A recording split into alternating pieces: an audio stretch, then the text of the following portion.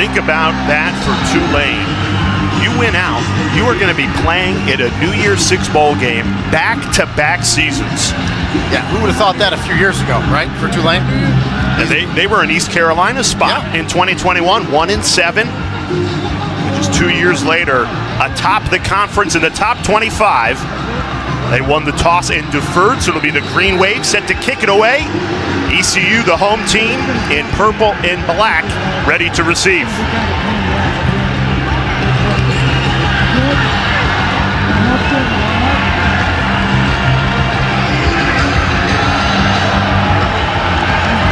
And we are underway. Beautiful day for football, 72 and sunny here in Greenville. And it's ECU that'll start with the football just shy of their own 20-yard line. Here come the Pirates offense led by Alex Flynn. Rini, it's been musical chairs at quarterback for ECU. They've settled on Flynn coming off his best career game. But over the course of his season, turnovers have hurt him. Yeah, 7 interceptions. That's really been his bugaboo. You know, a different skill set from Alex Flynn to Mason Garcia. They just couldn't get the right fit this season back and forth. It looks like it's going to be Finn's job here to close it out. Now, he's got a good arm. They like to stretch the field. I would look for a lot of vertical shots today out of Donnie Kirkpatrick.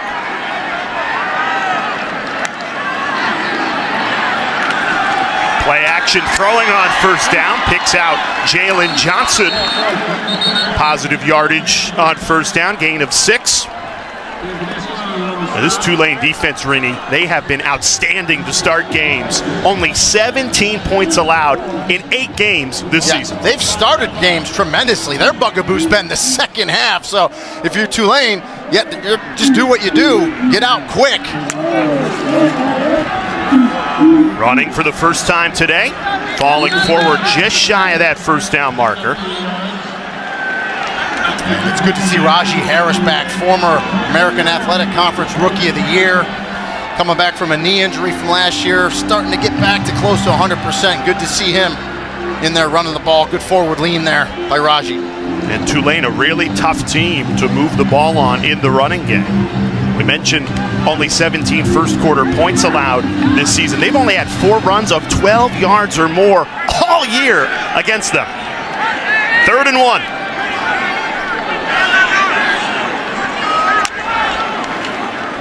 Back to Harris, needing a yard. Churning the legs, pushing the pile. Needed a yard, got a yard to keep the drive alive. And to your point, Jay, that defensive line for Tulane, very good, very experienced, stout up there. Good push by this offensive line for ECU. You see Raji Harris get in there, running behind those pads. Good lean, picking up that first down. Now that offensive line too for ECU, they've changed up some guys throughout this season. They believe they got the best 5 in there right now. Play action, quick hitter to the flat. It's caught and wrapped up for a gain of just 2. Went right back to Jalen Johnson. He's coming off his best game in an ECU uniform, 105 yards and a touchdown. You're reading my mind. It's great to get him going early. 2 quick receptions, as you said. The week he had last week against UTSA. He's their most talented wide receiver. Got to get him involved. Looks like they're going to do that early.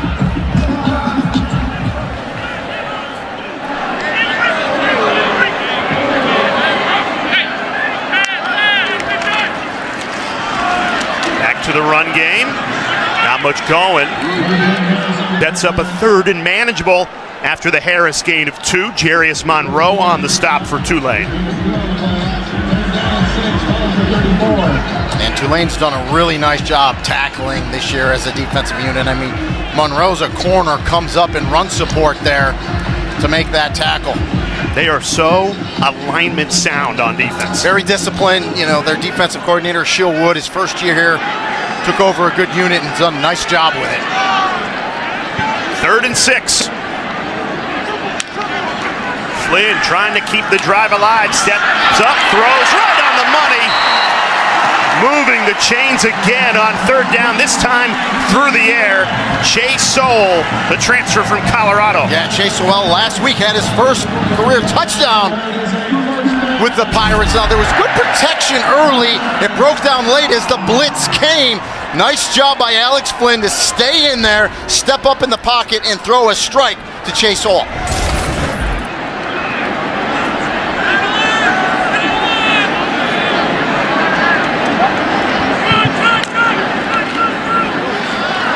ECU still trying to get the run game going. The passing game has been effective on this opening drive. Tyler Grubbs stops the Jahari Patterson run. But I like what Donnie Kirkpatrick for ECU is doing. He's using the sidelines, right? He's trying to move this very disciplined Tulane defense, trying to get them out of their gaps, see if they can spring a chunk play.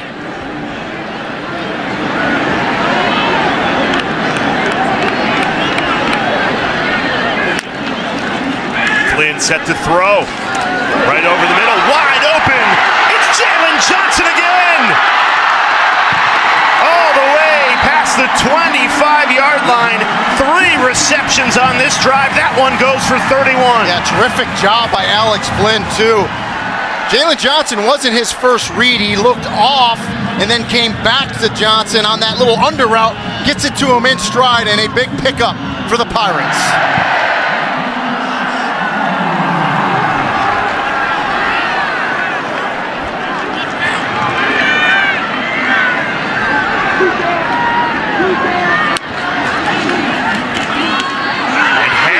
Makes a man miss inside the 15.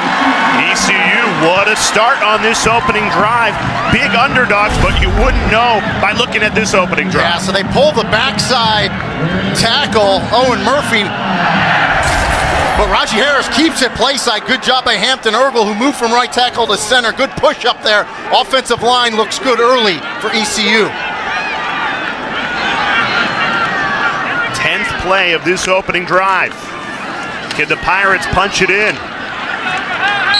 Harris bottled up, only a gain of 2. And you know, when you want to knock off a nationally ranked team, when you get down in the red zone like this, you got to finish drives with touchdowns. You got to put it in the end zone. And this is an offense that's only averaging 18 points a game. It would go a long way. Put this first drive in the end zone. Gerald Green in the backfield on the left hip of Flynn. 2nd and 8. Play action, Flynn throws to the end zone. Incomplete, and no flags. Tight coverage from Jarius Monroe, and the officials on the field saying it was clean. Yeah, you heard the crowd. It looked like Monroe might have hooked him. We'll get a great look at it here. Good shot. Yeah, I don't think he did. I think he got there on time. It was a good no call by the back judge. Alex Flynn started the game 5 for 5. That the first incompletion. 12th play of the drive. Pirates trying to punch in what would be a statement to start this game. Flynn floats one. Out of the back of the end zone. He had Jalen Johnson open and missed him. Yeah, he's going to wish he had that one back. You're right. Johnson was open in the back. That one just sailed a little bit on Alex Flynn. He's right in the middle, wide open, right in the middle of the field. Should have been a touchdown. Yeah, and there was great protection up front. And that one, I think Flynn just got excited because he saw him break open. Ball just sailed on him just a bit. Andrew Conrad just above 60% on the season. This one from 27. And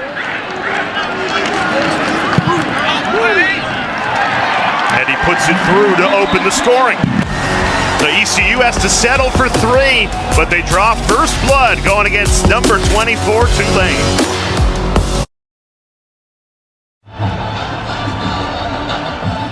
What was a very impressive opening drive for ECU. Stalls in the red zone. The Pirates have to settle for 3, but up early against number 24, Tulane. As we welcome you inside the booth, Rini Angolia, Jay Alter with you. I'll tell you what, you look at this game on paper and it's lopsided. Tulane 7-1, ECU just 1-7, but it's tough in conference to go on the road and win. Conference game, a team that just hasn't had a great year, but a team that won a bowl game last year. So there's a lot of talent on this team, and they would want nothing more than to knock off a nationally ranked team in Tulane. So yeah, this is a very dangerous game for the Green Wave. And to your point, a great start for ECU. Wish they would have gotten in, for a touchdown if you're an ECU fan, but you'll take the field goal. Now we get our first look at Michael Pratt in the Tulane offense. Pratt, individually, he's undefeated on the season. Tulane's lone loss against Ole Miss. Pratt was out injured. He's actually won 10 straight starts. And it's a game, even with Kai Horton starting, because we had Tulane the next week, so I really looked at that game. A game that Tulane could have and should have won against Ole Miss.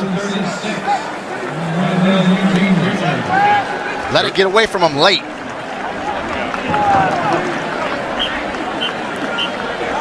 A collision on special teams held up. Pratt coming onto the field here. Everybody okay?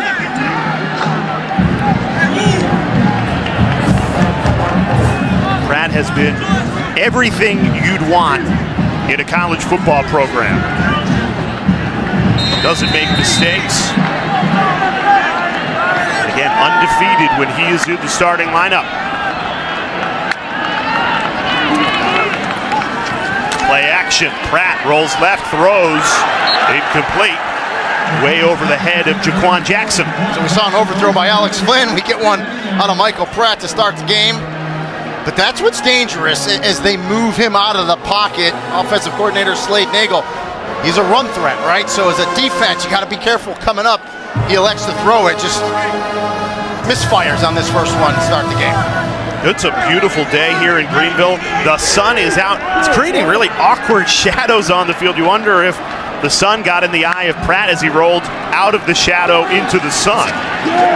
Running it on second down. Makai Hughes bottled up. Julius Wood on the stop. He's the leading tackler for ECU. We talked about Hughes in the open.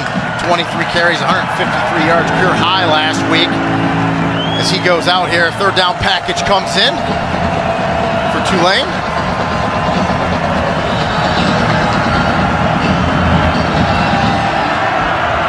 Big third down test.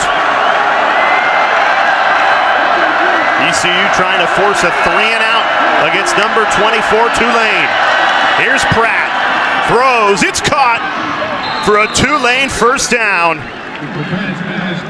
Right on the money for a gain of 10 to keep the drive alive. Yeah, Shotty Clayton Johnson, the running back, was out there at the wide receiver spot.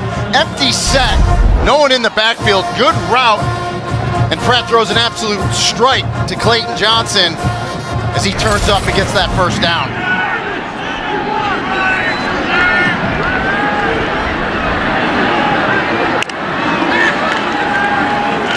And here's Hughes. Hole opens up for him, runs through it. Strong gain of 5. I talked a lot about that ECU offensive line. Tulane's got a good one. Very experienced group led by 52, Sincere Haynesworth, the center. Arguably the best center in the American Athletic Conference and one of the best in the country. And there's no doubt you're going to see Sincere Haynesworth playing on Sundays in the NFL. He's that good.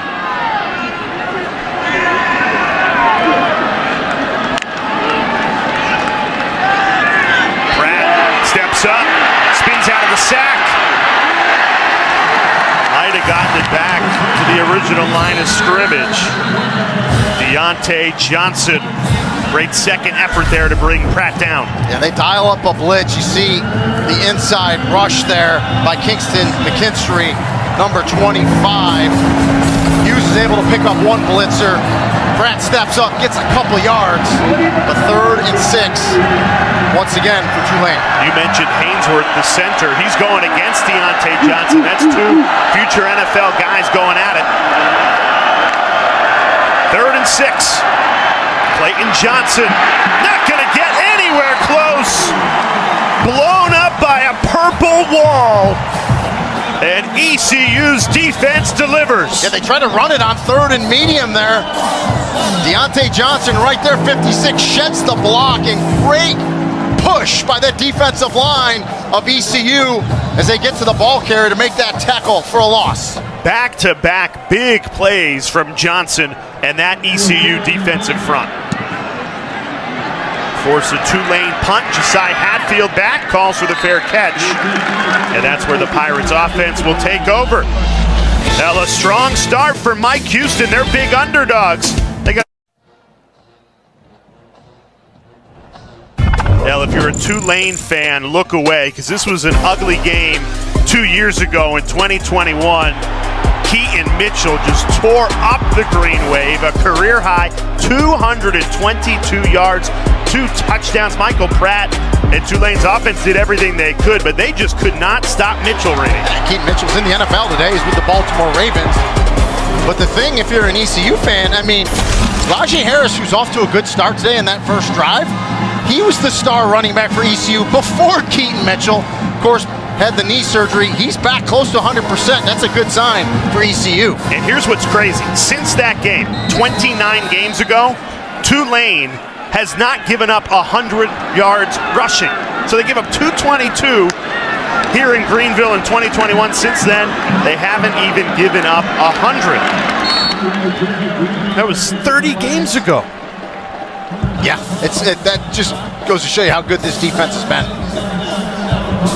And it shows you how quickly you can turn things around in college football, because during that 2021 season, Tulane goes 2-10. They have turned it around so quickly. You see those 29 games without allowing a 100-yard rusher. That's been the backbone of why they have won the American last year and are back in the top 25 now. Trying to stop the run here.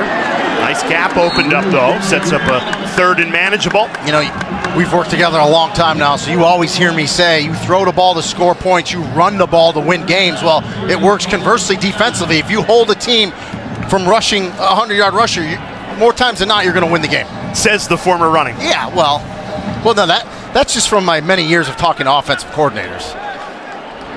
3rd and 2. ECU did well to move the chains on 3rd down last drive. Flynn barking orders at the offensive line, calling an audible here on 3rd down. Let's see if it pays off. Flynn under pressure, rolls right, trying to pick it up with his feet, not gonna get there. Jesus Machado. I think we might have a defensive hold, though, on Tulane in this secondary. It's going to give ECU a 1st down. Late flag came in after the sack at the 49-yard line in the secondary. Holding. Defense, number 7. 10-yard penalty. 1st down. Yeah, they called it on Lance Robinson. He's their most athletic corner back there. He's the field corner. He's got great speed, and I had a good look at it up here, right around midfield. Receiver for Tulane came out of, for ECU came out of the break, and Robinson just grabbed them enough where the back judge saw it, threw the flag, and that's going to keep this drive alive. Now that's part of the recipe if you're ECU trying to pull the upset.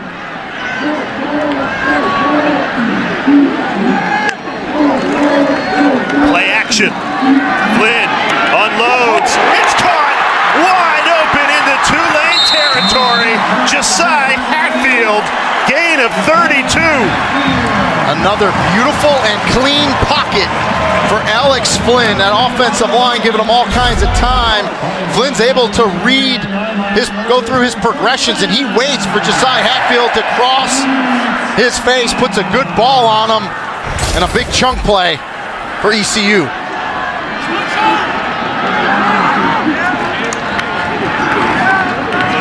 Here's Gerald Green spinning out of a tackle, falling forward. Positive gain of 6 on 1st down. You know, as we talked to offensive coordinator Donnie Kirkpatrick this week, his points of emphasis or keys to the game, if you will, offensively, said we got to be patient. We need big plays, right? And they've had some today, and a lot of those, he said, we need to break some tackles, and he said limit the turnovers, which we talked about in the open. If they can do those 3 things, they're moving the ball nicely thus far against this Tulane defense. Play action. Flynn fires. It's caught! What a grab! Double coverage. Doesn't matter. Chase Sowell. Gain of 22. And Jarius Monroe, their boundary corner, one of their best cover corners, is right on top of him. Flynn throws it, threads the needle. The safety's coming over, can't get there quick enough. And Sowell, with excellent concentration, makes that catch, and it's 1st and goal at about the 1. That is such a tough catch. Sets up a 1st and goal from the 1. Pirates trying to punch it in. Under 2 minutes to go in this opening quarter. Green bounces in. Touchdown, ECU.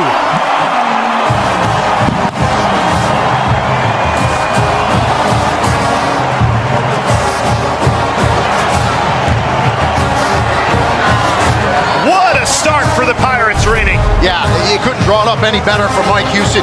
You bring that motion across, right? That holds the linebackers just a bit because they have to protect the outside. Good push by that offensive line. Gerald Green, a big 200-pound running back, turning those legs in there for the score. East Carolina goes 78 yards in just 6 plays. Chase Sowell with the big-time catch. Gerald Green finishes it off.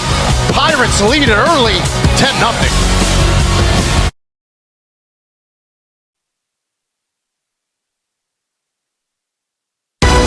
ESPN College Football is brought to you by McDonald's.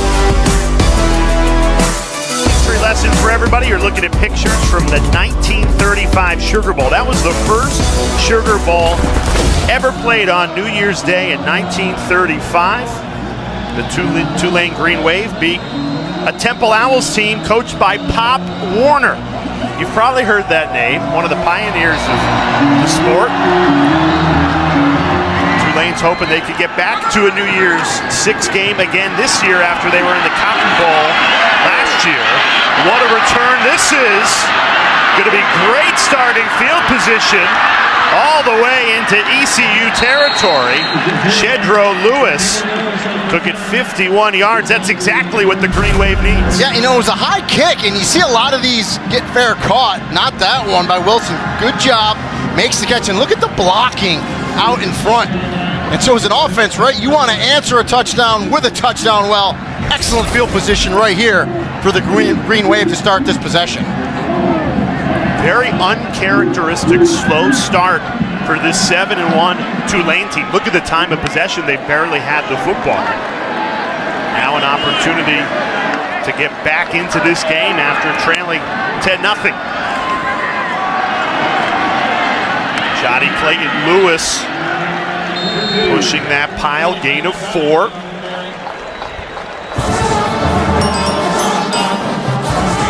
And the thing for Tulane is very experienced team. You know how many wins they've had over the last couple of years. Deep breath. Okay, you're down 10-0. You're on the road. You know it's going to be a dogfight. It's a conference game. You're okay. You just got to answer right here. We said it right at the top of this game. It is tough to win, no matter what the records are, on the road, in conference, and now trailing by 10.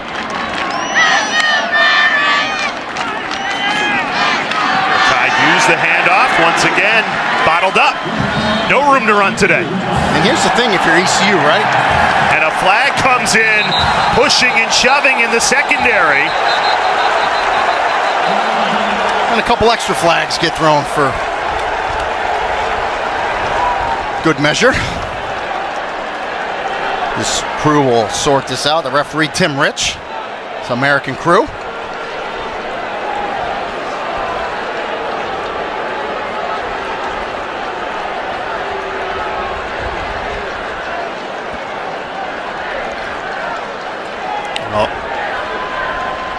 We were focused on the run right up the gut. So we're going to need another look at what shenanigans were going on in the secondary. Yeah, it was about 10, 15 yards away down the field. And take a look at it right here as they sort it out. And it's Yulkeith Brown that tried to block Dontavius Nash, the safety, and right there was okay. I think there was some pushing and shoving afterwards, maybe a little tripping, a little holding, you know, a little name calling. Hence, we have about 4 flags on the ground. After the play was over, personal foul. Tulane, number 17. Also personal foul. ECU, number 14. The foul's offset. Second down. So it wasn't even the two we saw. They were pretty clean about it. It was the other two receivers next to him started pushing, or receiver and DB started pushing. But, let's just give him a couple unsportsmanlikes. Now, that's important because if you get two, you're disqualified from the game. So you're kind of setting the tone.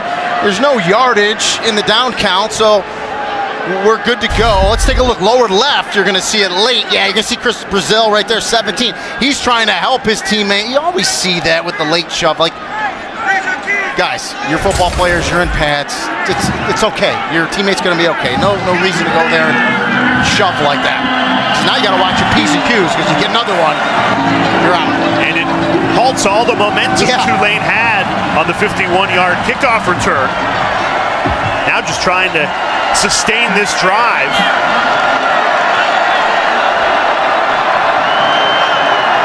Third down. Pratt looks left. Throws. It's dropped. Would have been a first down right through the hands of Brazel. Fourth down upcoming. What do you do here? Well, you're in that kind of tweener land. I think they're going to go for it. You see Brazel come out of his break. A ball he probably should have caught. I think his hands were just the wrong way. Sun might have been there as well. I mean, ECU sent a blitz. Mekhi Hughes, 21, slid over beautifully in pass protection as a running back. Picked it up. Pratt was able to make the throw. Brazel just couldn't make the catch, and they're going to go for it here.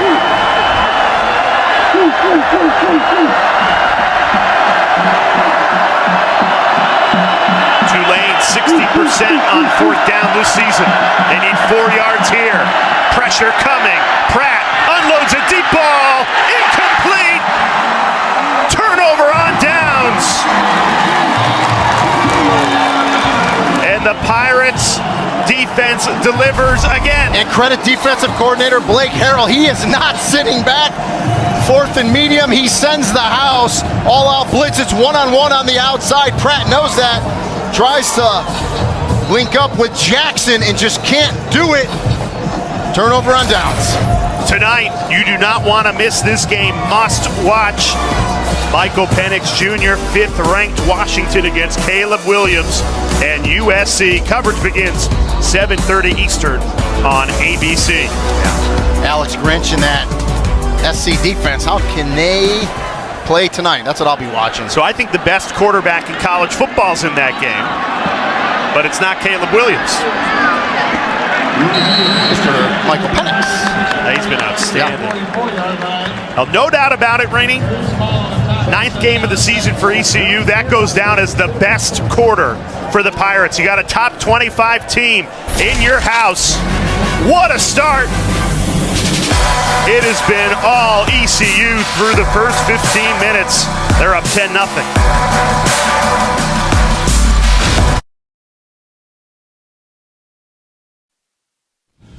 The greatest story ever played, the College Football Playoff on ESPN. And let's take a look around the college football playoff landscape as we count down to the College Football National Championship, brought to you by AT&T. So this is what we were looking at in our production meeting earlier today. So next year, there's going to be 12 teams in the college football playoff, 6 from your conference champions and then 6 at large. So Tulane, they get that group of 5 automatic bid, they would be in. And next year we can say playoffs, plural, because it really is a playoffs. Here's the problem for Tulane. They would be in, but they'd have to win out, and that's easier said than done going against a 1-7 ECU team. And Rajay Harris and this Pirates team, they are believing that they can win this game at the start of the second quarter. Yeah, they are. Again, and listen, you're playing for pride, right? You know you can't make a bowl game this year. You get a nationally ranked team in Tulane here. No pressure anymore, no stress, just go out and play. And Alex Flynn looks tremendous early. Already 47 rushing yards for East Carolina against one of the best rush defenses in the country. Lost 2 there. Cameron Hamilton with the stop. Yeah, big Cameron Hamilton. He moves well. He's 6'4", 300 pounds, number 70. He's a young player that's getting a lot of experience, a lot more reps this year. he's going to be a real good one in his career. That's more like it for this Green Wave rush defense. Yeah, you got to get penetration. You got to get off blocks. But again, the ECU offensive line, they juggled some guys around this year. They've made some moves here in the last couple weeks, and they feel like they got their 5 solidified here for the last push of the season. Second and 12. Flynn steps up, going to run it himself. He's tackled after a gain of 5. Now, you know, talked about it earlier. Garcia is the more athletic runner of the 2 quarterbacks, but Alex Flynn rushed the ball 20 times last week against UTSA, so he's not afraid to run when he gets flushed out of the pocket. And gets it to a more third and manageable here by that little pickup. Coming off his career best game last week against UTSA. He is firmly the starter after he's been going back and forth with Garcia all season. 3rd and 7. Need to get to the 37 to keep this drive alive. Flynn rolling right. Throws, squeezed it in, but out of bounds. It was caught just standing on the sideline. Yeah, and Devin Deal, 90 for Tulane. Good pressure, plays hard. Smart player. He's a boundary linebacker. Good rush there. Flynn runs out of room. Incomplete pass. Good stop here by the Tulane defense. Much needed stop. Luke Larson with the chance to pin Tulane deep in their own territory. Jaquan Jackson calls for the fair catch at the 8-yard line. So Tulane pinned inside their own 10, trailing by 10. Ball back when we come back.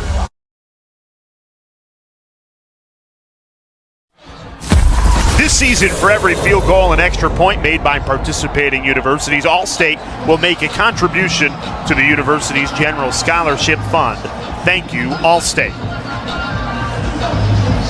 Rini and Goliath, Jay Alter with you. 72 and sunny here in Greenville. You could not ask for a better fall day in November. And if you're ECU, came in as huge underdogs in this game, 1-7, going against 7-1. And yet they have played this game perfectly, a 10-0 lead, and now they've pinned Tulane deep in their own territory. Worst starting field position for either team today as Michael Pratt and the Green Wave offense start at their own 8. Running it with Mekhi Hughes. They've yet to get the redshirt freshman going today. He's been outstanding this season, closing in on 800 rushing yards, 5 touchdowns. They didn't really know what they had in Hughes. Tore his ACL the first week of camp last year as a true freshman. So you almost forget about him, and then boom, comes back, takes over for Tyjae Spears, who's now in the NFL with the Tennessee Titans, and he has been outstanding.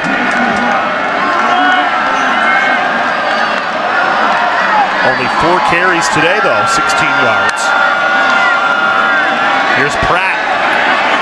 Throws wide open. It's caught. Biggest play of the day for Tulane offensively. Gain of 23 to the tight end, Alex Bowman. And Alex Bowman's had a tremendous season. That's his 21st catch on the year. He's got 4 touchdowns. He's a matchup issue. He's 6'5", 250, can run, and just look at that concentration. Over the head, in the basket. Would have been good on Sundays. Had 2 feet in bounds there for the big tight end. Sophomore from Red Bank, New Jersey. Great grab. 1st and 10. Hughes absorbs a big hit, drives forward. Well, you say absorb, I say gave out, because to me, Mekhi Hughes lowered those pads, and let's listen to this, Jay.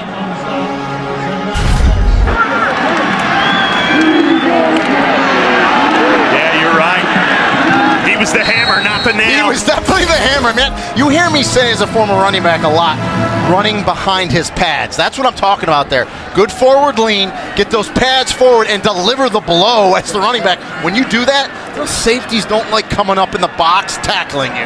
And that can get you going. Sure. And Tulane has needed a spark, trailing 10-0 here in the second quarter. Right back to Hughes.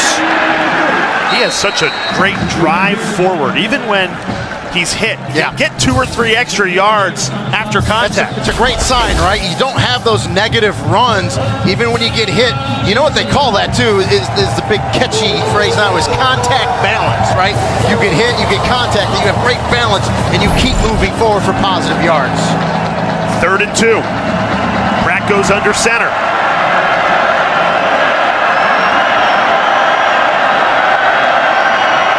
Right back to Hughes. Has the first down and more into Pirates territory. Bounces outside the numbers and finally hauled down. Gain of 20 on 3rd and 2. And that's all vision. He takes that backside, back doors, I like to say. It's supposed to go to the left. He sees the defender crash down. He bounces that to the right because he's got great peripheral vision. It was for Julius Wood, the safety that came off the edge. He bounces it. That's a tremendous run by Mekhi Hughes. You just can't coach that. Yeah, that cutback right when he gets the football. Kingston McKinstry is down into secondary for ECU. We'll step aside.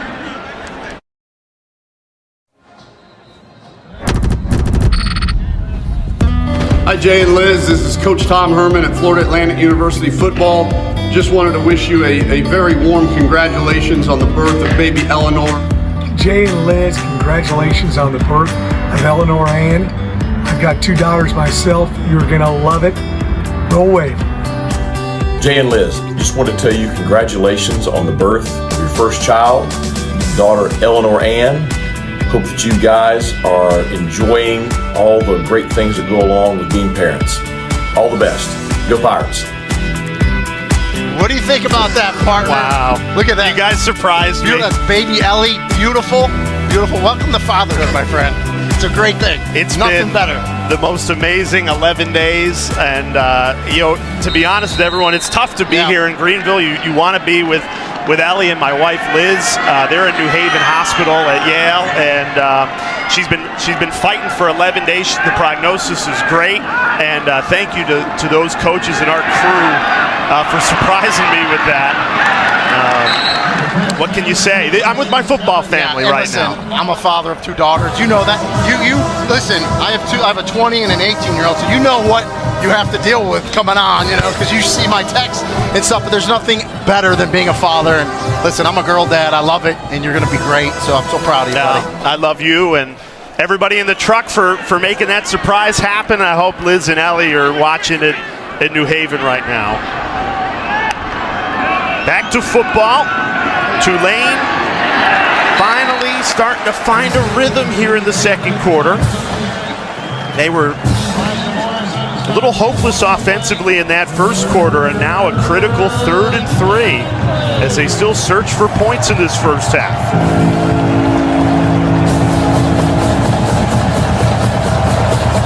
And we haven't really seen Michael Pratt make any plays with his feet yet today. Again, this is that kind of down and distance where I wouldn't mind seeing him roll out, giving him that run pass option.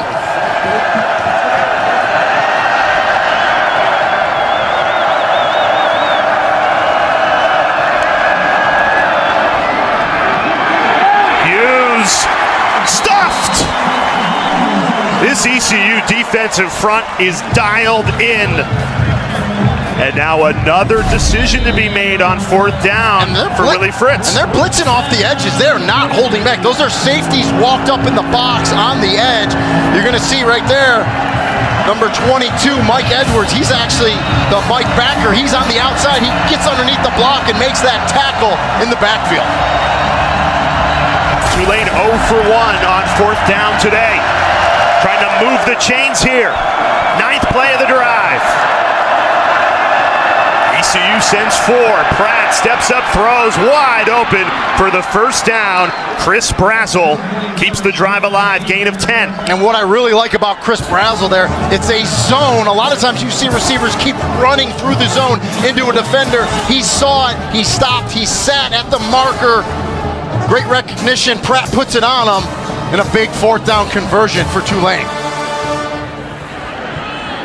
Into the red zone for the first time today. Trailing by 10. A perfect record in conference play on the line. Play action. Pratt checks it down. Caught for not much gain there.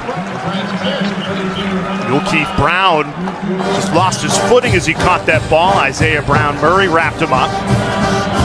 Man, I like the aggressiveness out of the secondary from ECU today. These corners are coming up.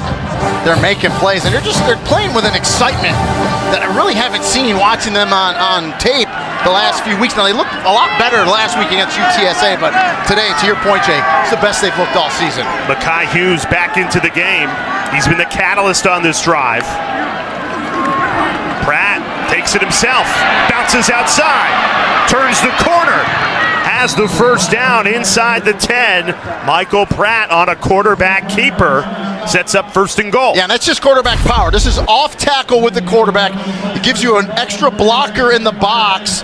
56, Shadre Hurst, young guard, pulls out in front. Mekhi Hughes has a block.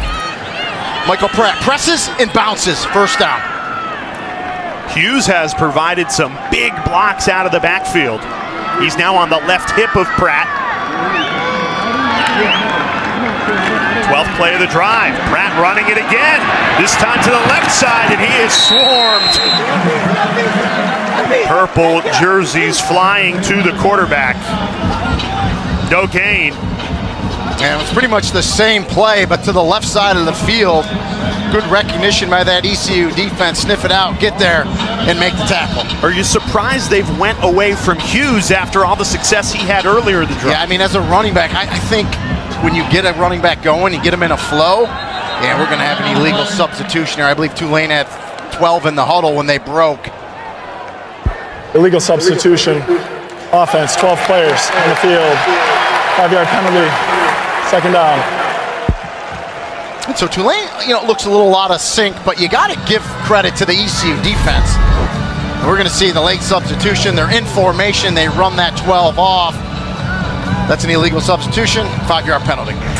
We've seen throughout the first half some uncharacteristic mistakes from Willie Fritz's team. There's a reason they're 7-1 in the top 25. They usually don't commit those type of penalties. Backed up on a 2nd and goal. Pratt, quick hitter. It's caught by Brown, cuts upfield, drilled and dropped at the 9-yard line. Elijah Morris and Julius Wood. And they're going to go tunnel screen here, but you got to keep your head on a swivel inside out as Elijah Morris, defensive lineman, former walk-on that's earned a scholarship. He's coming from the inside. That's Blood Alley right there. Keith Brown doesn't see him, and he takes a big hit. 14th play of the drive, 3rd and goal.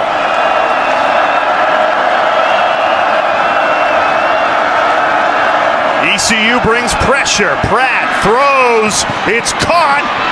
Touchdown Tulane!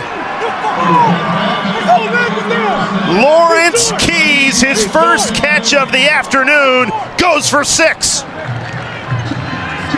And Lawrence Keys has been the best wide receiver for Tulane.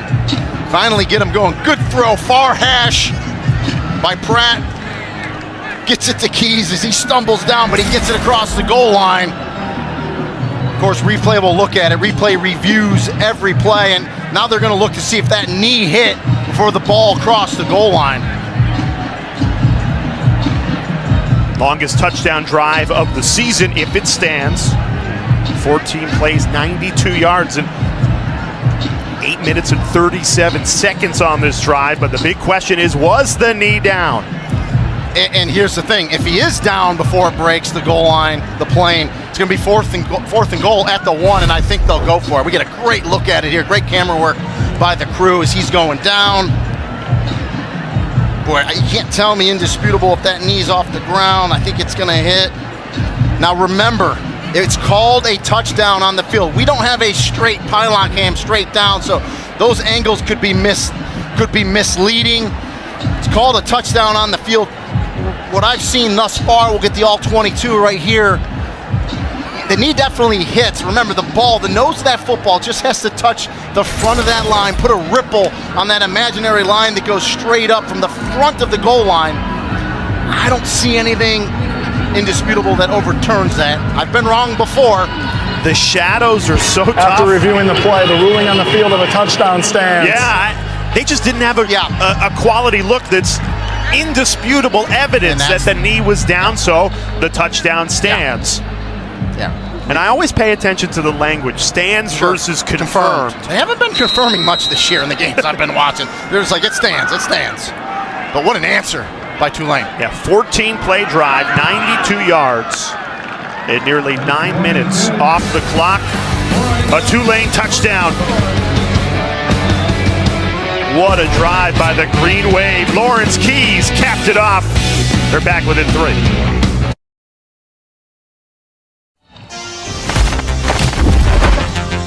Well, here is our Fansville College football update brought to you by Dr. Pepper.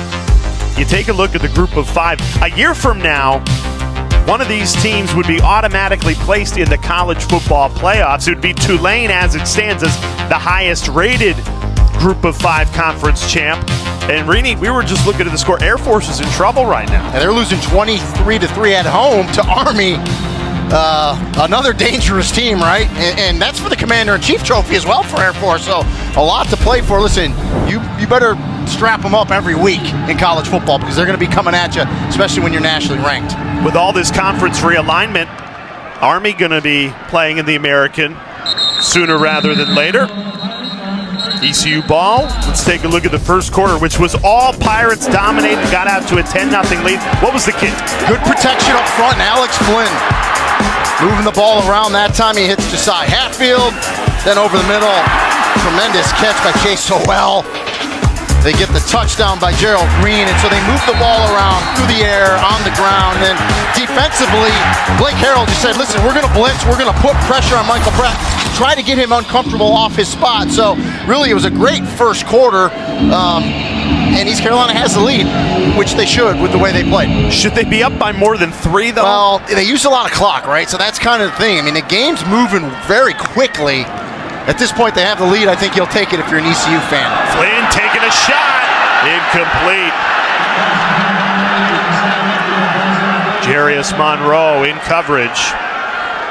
Tried to pick out Hatfield. Yeah, and the crowd went nuts. They want a little bit of a hold. Let's take a look. It's man-to-man press coverage right there. Yeah, you see the tug of the jersey now. You know, we look at it in a replay, yes, could have called defensive holding or pass interference there, but it happens so quick. Sometimes the officials miss it, but I love the fact that they're taking those vertical shots. We talked about that in the open. They have confidence in Flynn, who gets sacked there and dropped. Jared Small shot in, loss of 6 on the sack. So, you know, Tulane had to replace a couple great linebackers last year. They got 3 guys that they're rotating in there for 2 spots, really. Gerald Small, who gets the sack right there, Tyler Grubbs, and Jesus Machado. And those 3 have done excellent work from the Mike and Will linebacker spots this season. This is the first time today ECU has fallen into a 3rd and long. This is where they've struggled most of the season. They've done well to avoid it until this spot, 3rd and 16. Flynn, pressure coming, throws over it. Incomplete. And the fans again thought Jarius Monroe got away with something there.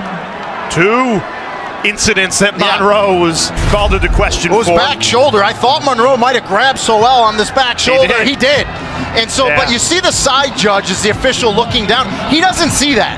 He's what's called straight line. He can't see that. So if the line judge underneath the play doesn't throw the flag, they're not throwing it there. But they should have and could have called it. But the side judge just doesn't see it. Jaquan Jackson awaits the punt from his own 40. Turns upfield. And he's ankle tackled at the 50. There's a flag down.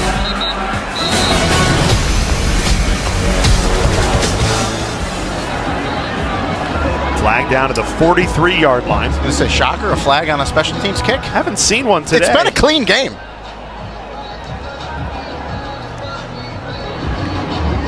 Tim Rich, the referee there in the white hat, does an excellent job. It's American crew.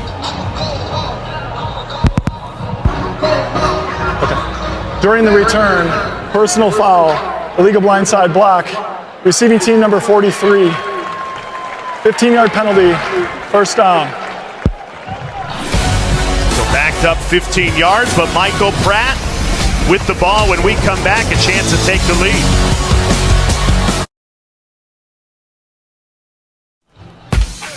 Can't believe it, but college basketball season about to be here Monday. You have to tune in. Must-see matchup, history-making, top 10 matchup. Notre Dame, South Carolina women's basketball game playing in Paris. The first NCAA basketball game ever played in the City of Lights. Coverage begins 1 Eastern time on ESPN. And then for Tulane women's basketball, their first game is on ESPN plus 5 Eastern time against Stetson. And Hannah Pratt, the sister of Michael Pratt, transferring in to play for the Green Wave. Think they got like a little package Pratt NIL deal for the two of them, you know? Never know, right? That would be great. Yeah. Little 2-for-1 Especially special. for sis, absolutely. Yeah. And by the way, Pat Lowry, who ran women's basketball for over a decade at ESPN, she could be in Paris right now, retired from women's basketball. So she's stuck in Greenville with us. We're sorry, Pat. We'll take you to dinner tonight to make up for it, though. Lakai Hughes continuing to lay the lumber. Very physical back for Tulane. Mike Edwards, the stop for ECU. Mike Edwards is one of the best tacklers for ECU. You know, he's a linebacker, safety type. When talking to Coach Harrell about him, he says he's the kind of guy that he's got some dog in him, you know, and he plays like that. Look at that last drive for the Green Wave. 14 plays, 92 yards. They finally got it going. Michael Pratt was a perfect 6 for 6 through the air. Trying to pick up where he left off, takes a deep shot. It's caught right on the money. Michael Pratt dropped it into Jaquan Jackson. A huge gain. 41. Well, we just talked about Mike Edwards, great in the tackle box. This is a matchup Tulane will take all day long. Mike Edwards, a safety linebacker type, on Jaquan Jackson, a speedy wide receiver.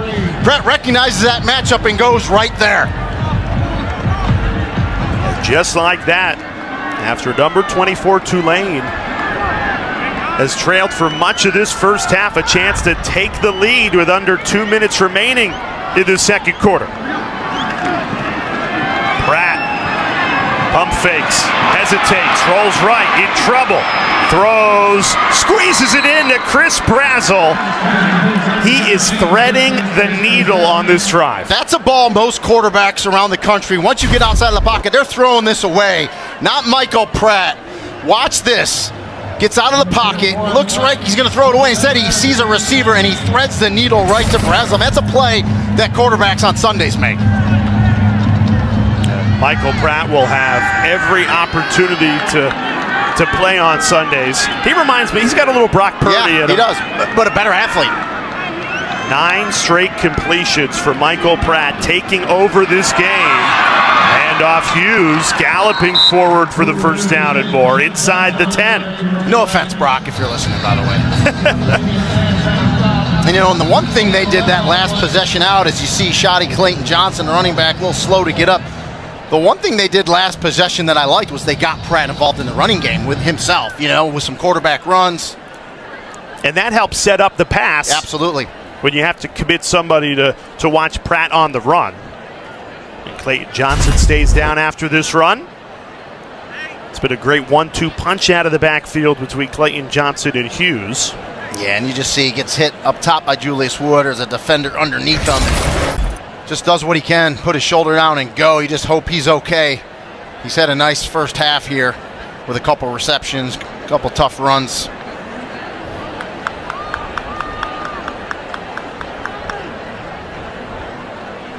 And if you're ECU, dominant in the first quarter, well-deserved 10-0 lead, but part of the reason you're 1-7 is consistency. Yeah. And the defense just hasn't been at that same quality we saw in the first quarter here in the second. Yeah, and that's a word that they use a lot, is consistency in all phases, right? But with that said, you're still winning by 3 with less than 2 minutes left in the first half to the 24th ranked team in the nation. So you're right there. Defense will tell us a lot right here. If they can hold Tulane to a field goal attempt, that's a win for this defense. but easier said than done here, 1st and goal.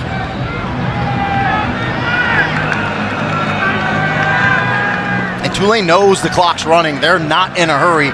Perfect scenarios, they score a touchdown and give ECU no time left. Yeah, they're just going to take a timeout here, run it down to 1 on the play clock, and they have 3 of them. Yep. Both teams do, so. Can't take him in the locker room with you.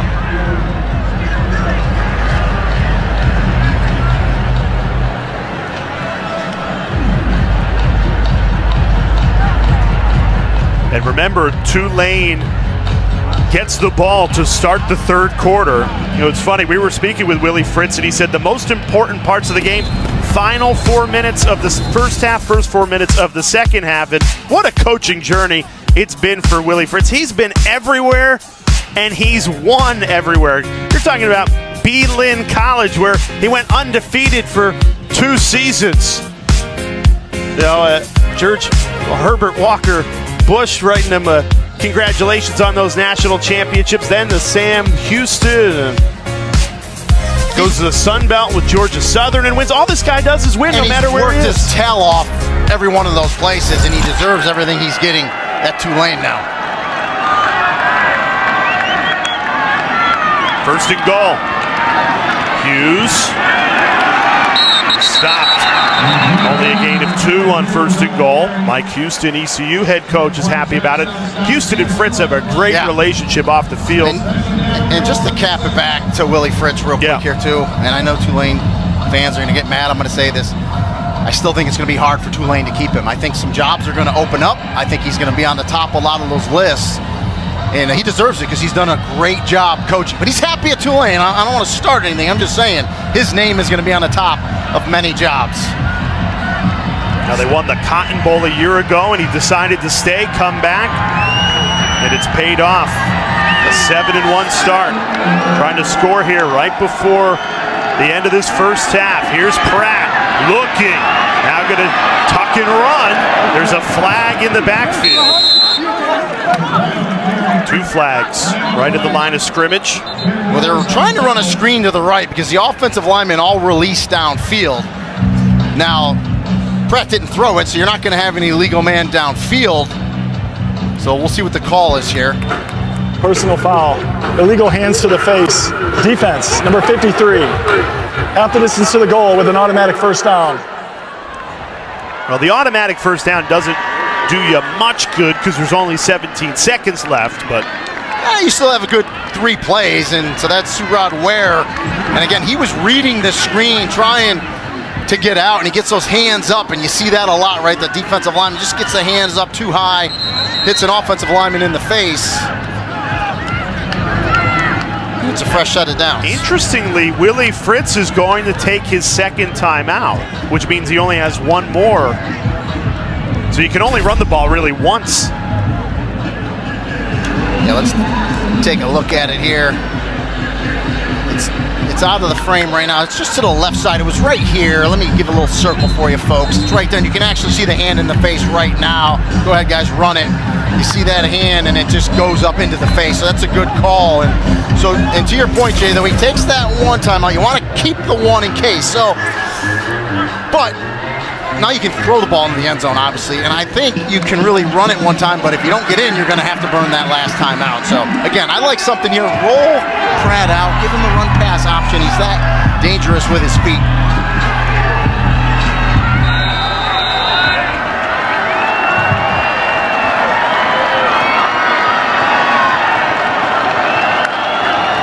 First and goal. Pratt, play action, floats, incomplete, tipped ball, and that's a touchdown-saving tip. B.J. Davis to the rescue. Well, you know, when Pratt let it go, I thought, oh, B.J. Davis is going to intercept this ball, but Pratt saw him and put some air under it, but watch the ups there by B.J. Davis. 6'3", 220-pound linebacker, times it perfectly. And I think he jumped a little early and tipped it. I think if he times it a little better, he does intercept that thing, but a great play by B.J. Davis. Touchdown saving tip from Davis. Sets up 2nd and goal.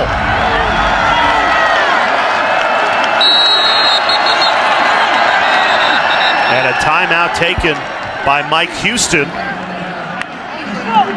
Well, Tulane came out with a trip set to the bottom of the field, and ECU did not have enough defenders there. Hence why Mike Houston comes down and calls that timeout. Now, Tulane's lone touchdown came on a really impressive drive. Started from their own 8-yard line. 14 plays just mowed down the field. Yeah, and Pratt did an excellent job spreading the ball around. That was Chris Brazel right there. And then little quarterback power. Press and bounce from Michael Pratt. First down. Now we'll go to the left side. Lawrence Keys makes the catch, gets it across the goal line. And as you said, quite an impressive drive by Tulane.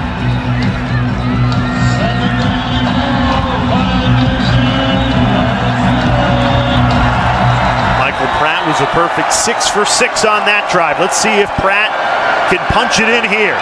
Right at the end of the first half. Looking for the lead. Pratt fires. Incomplete. B.J. Davis batted it down again.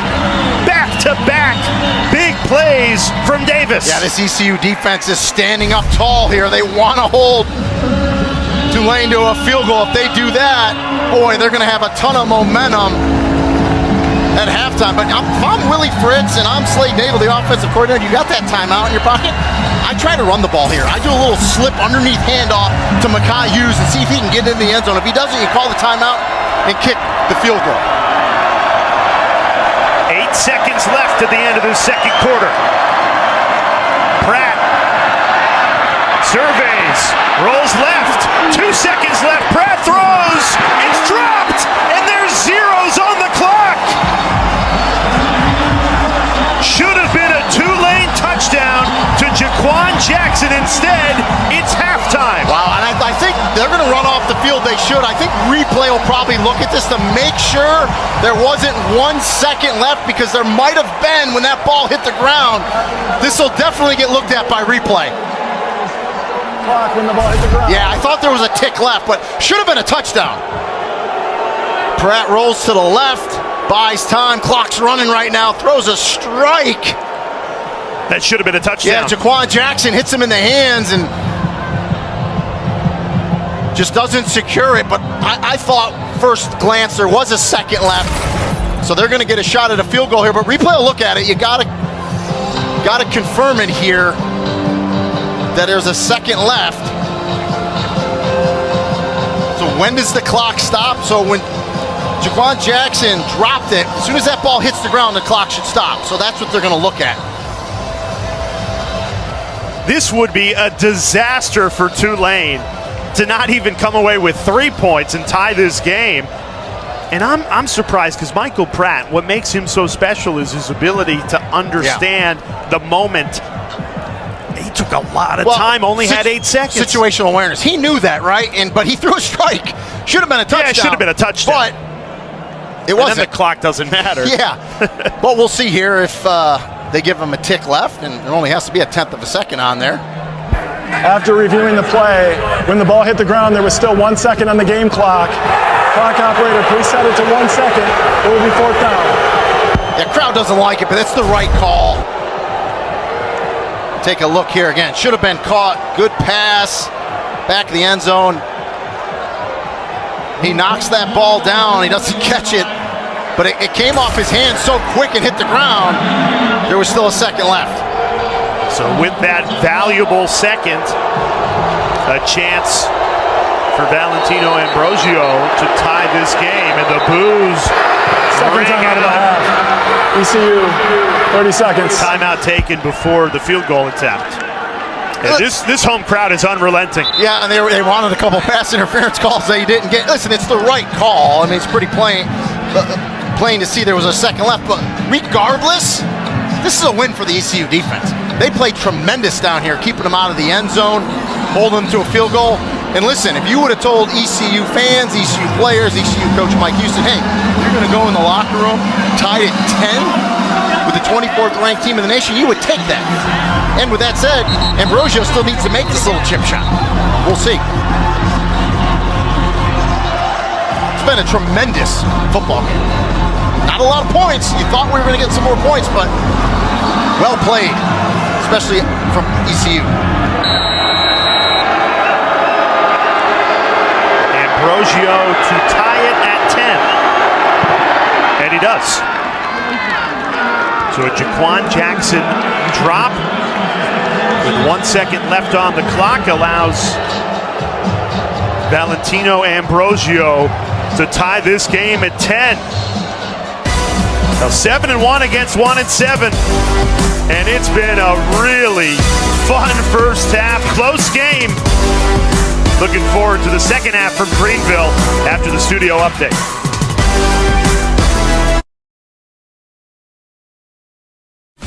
You're watching the American Conference on ESPN for a game that many people thought would be lopsided. 7-1 Tulane against 1-7 ECU. We are tied at 10 as we begin this second half. Should be a really fun second half to come. Rini and Golia, Jay Alter with you. Thank you so much for joining us. In ECU, they picked a very good time to play the best football of the season against a top 25 opponent. They're not pressing. They're playing stress-free. They're just out there playing, and this is a good ball club. You know, most of these players were in a bowl game last year, and they won, so they're ready to go. They want to knock off this Tulane team bad. Time now for the All-State Good Hands play of the day. Plenty to pick from in that first half, but it was some defensive hands keeping Tulane out of the end zone at the end of the first half. Yeah, it looked like it was going to be a touchdown. B.J. Davis, the linebacker, times it up, knocks it away, and it goes to the ground. And then maybe a bad hands play, right? Last play, second to last play of the half. Michael Pratt rolls out. He throws a strike to Jaquan Jackson. You think it's going to be a touchdown. Drops it. 1 second left. They do get the field goal, and that's how we're tied at 10. What's so interesting about this time of possession is at one point East Carolina had 9 more minutes of time of possession. Now they trail by 3. It was the second quarter that was dominated by Tulane. Yeah, it sure was. And so now we get to watch, because what has been Tulane's issue this season, second half struggles. We'll see how they come out here in this third quarter. Now they'll start with the football. Still going to the 30, Shedro Lewis, return of 27. Take a look at our quarterback comparison today. Pretty even. I was going to say pretty equal. Alex Flynn, nice jobs, protected the football. You see his numbers there. And Michael Pratt does what Michael Pratt does. And again, the one scoring touchdown drive they had, made plays with his feet. I just think offensively, if you can get him in the run game involved a little bit more, and I know you want to keep him healthy, but boy, that's his bread and butter. He's really good running the football as well. Look at that, first quarter to second quarter, a tale of 2 quarters. What's in store for this second half? The Cayuse barreling into the defensive line of ECU to start the drive. And we didn't even mention in the first half, as well as that ECU defense played, Tegan Wilk, one of their safeties, really one of their best defensive players, is out for this game. Omar Rogers, another safety, was out. Ra Dilworth, a linebacker's out. So some key players defensively are out of this game for ECU, but yet the defense really stepped up in that first half. Tulane trailed by 10 now with the ball, looking for their first lead of the afternoon. Pratt has all day, steps up, decides to run, has the first down, dives forward for an impressive gain of 13. See, and I like when quarterbacks go forward like that, because you get all those yards, you're not sliding, you don't lose it, and you're just going to see good presence in the pocket, right? That pocket presence you talk about. Feels the defender coming. That was Ware, 53, and then steps up in it. Good coverage on the back end, and Pratt makes a play with his feet.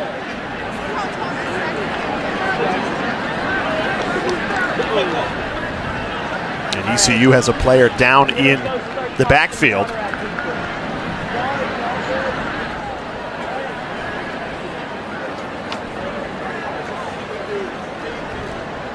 And it is Ware who had the quarterback pressure there.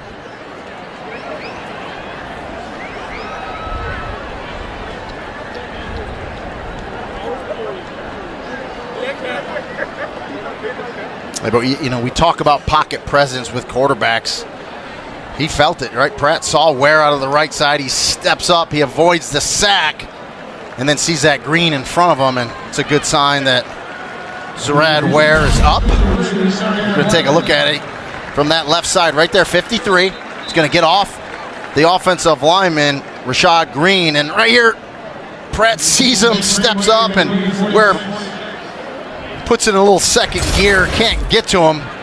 And a nice pickup by Pratt, but good coverage on the back end. You know, Tulane ran some crossing routes there. ECU secondary, nice job, but Pratt again hurts him with his feet. Hughes motions into the backfield. 1st and 10. Flip to Brown. Turns the corner. Has a blocker. Spinning. And taken down in ECU territory after the gain of 5. Dontavius Nash, the tackle. And Keith Brown is one of the speedsters, right? He's one of the fastest players on the team, so you just want to get him touches. A little jet sweep there, a little pop pass. But good job by that ECU defense to string it out, not let it get outside.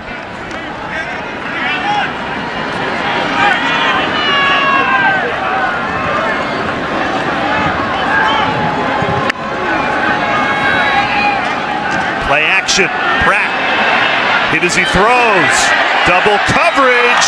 Almost intercepted. A very dangerous ball. And Siobhan Revel usually picks that off. And Revel's one of those corners. 6'2", 185, big, long, times it perfectly. Really, as you said, should have intercepted it, but he makes the play. And that was an ill-advised pass. I'm watching it from the booth.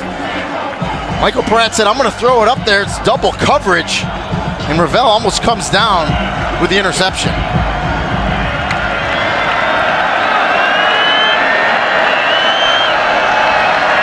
Tulane 3 of 7 on 3rd down today.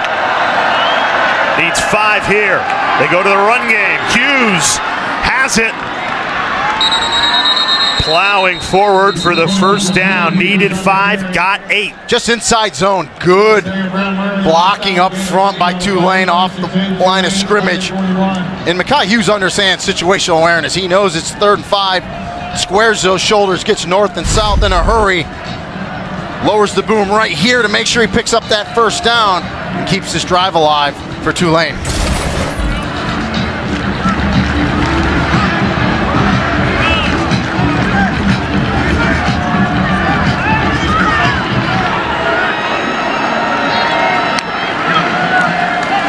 Pressure coming. Pratt gets rid of it quickly. Finds Chris Brazel. Another 1st down pickup, gain of 12, and Tulane really finding a rhythm. Well, and Pratt sees the blitz coming, spots his receiver Brazel, and then how quick Michael Pratt gets the ball out of his hand, and he spins a tight spiral. Nice strike there to Brazel for the 1st down. Brazel, a player who's really come on for Tulane to bolster that wide receiver core. Here's Hughes, right through the hole. 1st down again. And Tulane, 3 plays, 3 1st downs as this drive is rolling. Yeah, they're getting Mekhi Hughes going.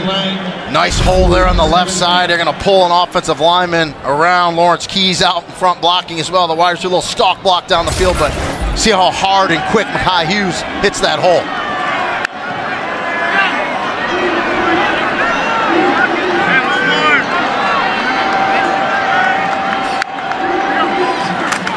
Right back to Hughes. Why not? This time, not as much room to run. Gain of 2. Tulane back in the red zone, though. 4 minutes into this 2nd half. This is a huge test for ECU defensively. Can they hold Tulane to 3 again like they did at the end of the 1st? And it was a big test for Tulane, right? Because of those 2nd half bugaboos to go out and put a touchdown on the board that 1st drive.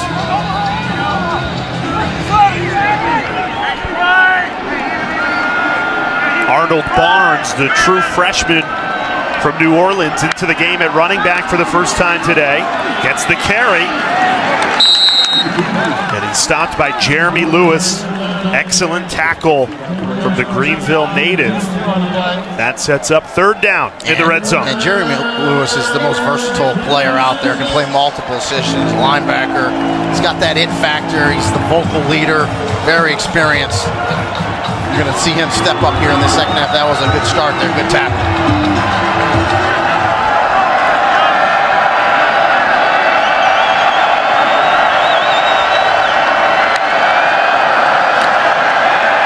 action. Rolling right. Pratt fires to the end zone. It's caught, but they say out of bounds. Incomplete. It looked like Keys might have had his foot in bounds. I know replay will look at this. Did he survive the ground with the ball? That's the question. I couldn't see from the booth. We'll get a great look at it here. Right to the back of the end zone. Keys. Yeah, he's out. Clearly out. He was out with that left foot, although the right looked like it was going to be in. That's an excellent call by the official.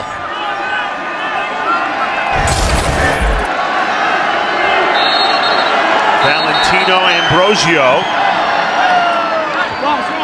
made it from 31, but there was a whistle before.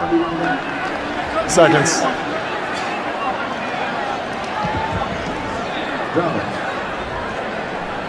And I don't think replay, remember in college football, replay looks at every single play. They only stop it when they need further review. And Keys clearly steps out and then comes back in, and I don't think he got that toe in. So when you step out like that and come back in, you cannot be the first player to touch the ball. It would be ineligible anyway.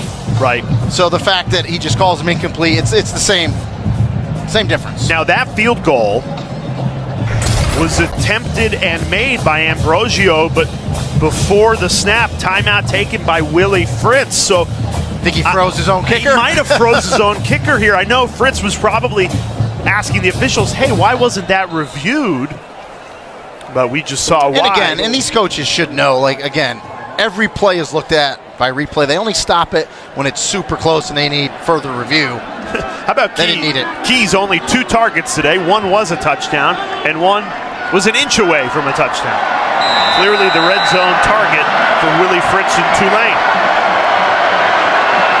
And now here's take 2 for Valentino Ambrosio from 31. And he missed it! Willie Fritz ices his own kicker after Ambrosio drilled it. He misses the second attempt. And Tulane left with no points to show for it. ECU has kept it tied at 10.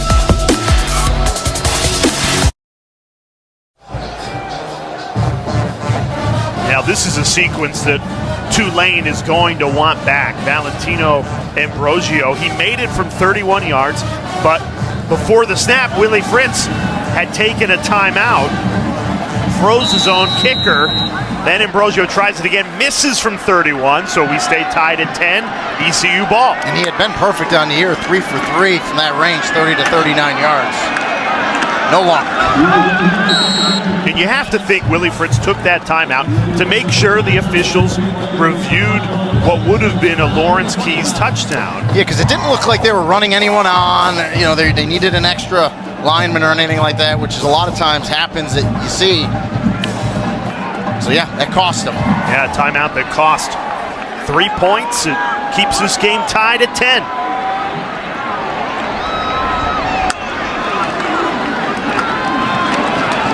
Najee Harris churning those legs, falling forward for a gain of 3.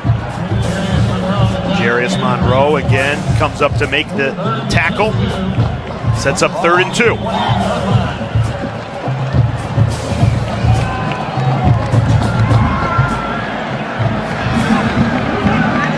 After a phenomenal first quarter where the Pirates jumped out to a 10-0 lead, the offense has started to stall. Trying to keep this drive alive on a 3rd and 2. Alex Flynn throws right on the money. That's the first down and more to the freshman tight end, Riles. Gain of 14. And they like him. They got a couple real young tight ends. Shane Calhoun, their standout tight end, out for the season. So a couple true freshmen have stepped up, Riles being one of them. Nice pattern there, sits down in the zone, and Flynn puts it on him for the first down.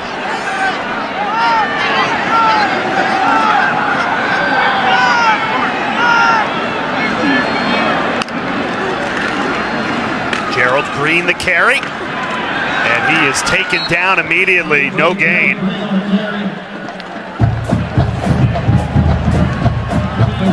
Cam Pedescalo plays the anchor. It's like the field safety position, that anchor, field nickel, excuse me. He came up like a missile to make that tackle. He can play all the positions in the back end as well for Tulane. Very versatile player. Fifth-year senior, transferred in from Louisiana. 2nd and 10 now for Flynn and the Pirates offense. Pressure coming. Tulane sent 7. Flynn battles through it to get positive yardage.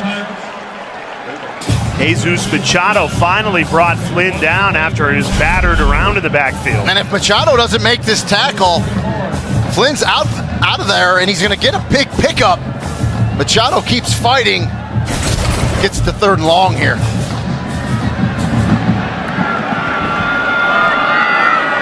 ECU has really failed to sustain a drive since that 10-0 first quarter lead.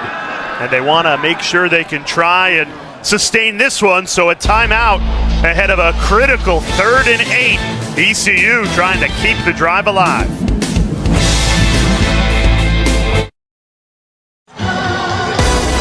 Tuesday, we will have the exclusive reveal of the next college football playoff top 25 rankings. I know Tulane hopes that they can take care of business here in Greenville and stay in that top 25. Our crew will get the live reaction with committee chairman, NC State Athletic Director Boo Corrigan. Let's check in with the college football playoff rankings brought to you by Allstate. What stood out to you about that first committee ranking? Yeah, I mean, they went by resume for Ohio State. Now, that score looks good. They had a tough time with Rutgers today. We knew Missouri-Georgia was going to be a good game. Look at that one. Florida State's having a problem on the road at Pittsburgh. I mean, Texas just wins by a field goal. Oklahoma trails by, these are great games. Ole Miss just beats. Look at those scores. It's an incredible time of year for college football. Yeah, it's been a full day of great games across college football, including right here in Greenville. A big 3rd and 8 here for ECU. Flynn steps up, rolls right, trying to pick it up with his feet. And he's taken down and dropped. Jesus Machado to the rescue again. Yeah, so they don't show what defensive coordinator, no blitz. They just rush 3. Max coverage on the back end as Flynn rolls out, nowhere to go. Thinks he can run for it, but there's too many defenders. You got 8 coming up, and Machado comes up and makes that tackle. And yeah, wise decision here. You have to punt this if you're Mike Houston. No thought about it whatsoever. Tulane about to get the ball back. They've had 3 straight trips to the red zone, but they've only scored 1 touchdown. They had to settle for back-to-back field goal attempts on the last 2 drives, and on the last one, they thought they had a 31-yard field goal. You see Ambrosio makes it, but Willie Fritz, his own head coach, takes a timeout, so take 2. Icing your own kicker has kept this game tied. Let's see if Tulane can cash in on this drive to take the lead. Man, they moved the ball nicely, just can't finish it off. But if you're Tulane, you want to be putting the ball in the end zone. They've had opportunities. They just have not finished drives. And again, the second half has been their issue this season. High snap, Pratt loads up. A deep ball. It's caught. Keys lost his footing, but he hauled in the football. Lawrence Keys, 51-yard strike. Well, Keys locates the ball. Jordan Huff, 21 for ECU, comes over. He never finds the ball, so he overruns it. Keys, great concentration, comes back, makes the catch. And a big-time play for Tulane.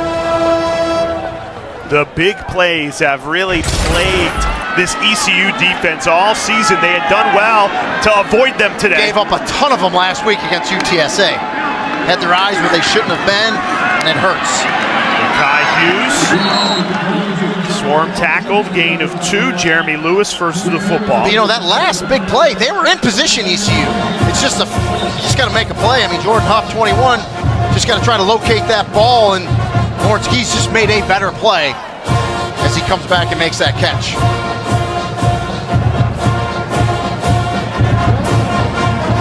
After that 10-0 first quarter, where ECU jumped out. Tulane has stolen the momentum. 2nd and 8 here. Pratt play action. Checks it down. It's caught. Into the red zone. Goes Jaquan Jackson. Going to be really close to the line to gain there. And although it's just a check down as Pratt goes through the progressions, do you see how he got the ball to Jaquan Jackson where he led him out in front? So he makes the catch effortlessly and he's running. His momentum's going forward. Doesn't get the first down, but he gets the 3rd short here. Pratt goes under center. Tries to take it himself. Hughes pushing from behind. Needed one, got one. So Tulane, a fresh set of downs in Rainey. Yeah. 4 straight drives, 4 straight trips to the red zone, but only 10 points to show for it. Not finishing, right? You gotta finish there. Oh, we got a lot of flags down here late. It's obviously post play, so this first down's gonna count. But getting a little chippy out there. The left tackle for Tulane, Cameron Wire, in on the scrum. And this is on Tulane. Willie Fritz is not going to be happy. And yep, check out 61. Yep, that's Wire. That is just not a smart play. And Cam Wire's a 5th-year senior. You cannot. After the play was over, unsportsmanlike conduct, Tulane number 61. That's his first of the game. It's a 15-yard penalty. It will be first down and 10 yards. Very uncharacteristic penalties from Tulane today. And I like Michael Pratt in there as the captain, calming him down. It doesn't matter what the guy said or did. I mean, the center judge and the umpire, they're having a contest who can throw their flag higher. I mean, you punch the guy in the face, right in front of them. It's an easy call for them. You just gotta keep your composure. Now, they get the first down. Again, it's post-play, but you mark them back 15 yards here. First and 10. Now you're at the 33-yard line. Surad Ware back in the game on the ECU defensive line.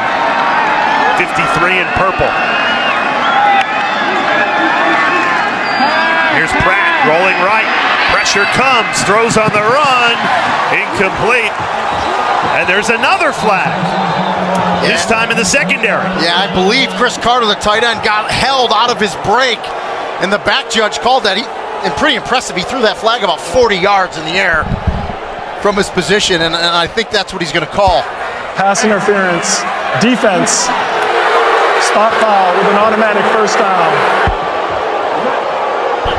And that's what the back judge is looking at out of the breaks. Is there a competitive advantage by the defensive player? Well, let's take a look at this. It's going to be the bottom of your screen. Yeah, bottom part of the screen. So you're going to see 11 come out of his break right there. Listen, I didn't see much at all. Not enough there. I didn't see enough. That's where they called it. And remember, there were 2 calls in the first that half didn't go. that were no calls going against ECU. And the crowd saw that on the big screen, and they're letting the officials know it. Yeah, I didn't see it there. Big call in this game now at 1st and 10 for Tulane at the 21. Jaquan Jackson just went down. Something doesn't look right there for Jackson as he limps off the field. Yeah, and I tell you, ECU defense has done a really nice job stringing those plays out on those speed sweeps. And if you're Jackson, you just got to keep running, try to get to the perimeter. But he went down, and you're right, he got up a little awkwardly. Wanted to check on him after. He was going to cut it back, and he saw a ton of purple and said, well, I'm just going to go down anyway, but got up a little gimpy, so hopefully he's okay.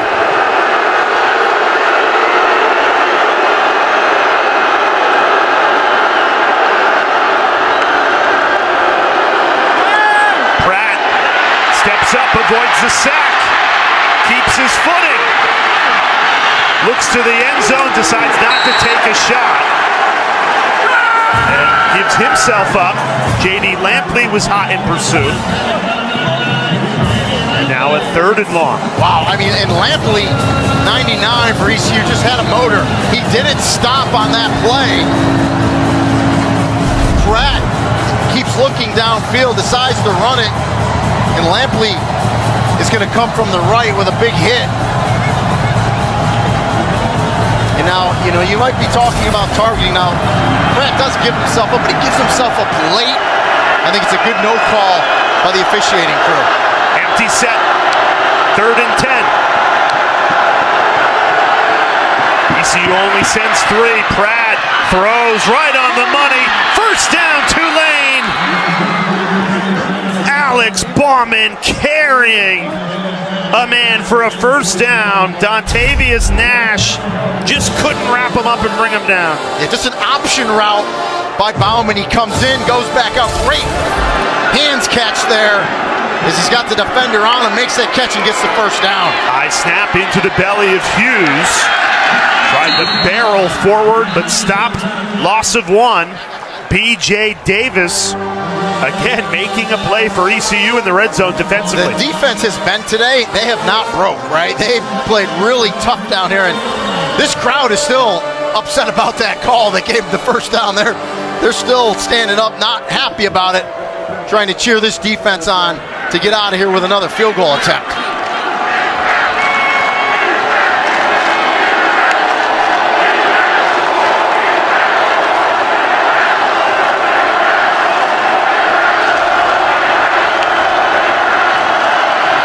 Snap. This goes to the freshman Arnold Barnes. Tripped up. Julius Wood the stop. And now 3rd and goal upcoming. And you talk about Wood there. The one thing you'll notice with Blake Harrell defense is these safeties come up in the box and run support. They're good tacklers, and you have to do that. And they've done a well of a job of that today. Tulane does not have to run a play. 2 seconds separating. And they're at the louder side of the stadium, so if it was me, I would let this go to the 4th quarter and come down to the more open end of the stadium. Let's see what Willie Fritz decides to do.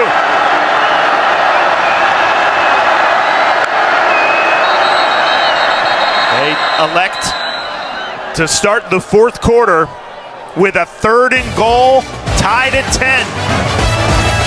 Michael Pratt in Tulane trying to stay unbeaten in the American. 3rd and goal when we return. Start of the 4th quarter, and we've got a great game in the American Conference. 1st quarter, all ECU. 2nd quarter belonged to Tulane. The 3rd quarter, a stalemate.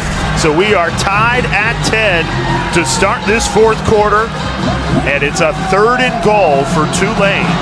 The Green Wave have been to the red zone now 4 straight drives, and right now only 10 points to show for it. Is this 2-down territory, Rini? I don't think so, because of how well their defense is playing. At this point, you don't move the ball here, you don't score, kick it and get the 3 and get the lead.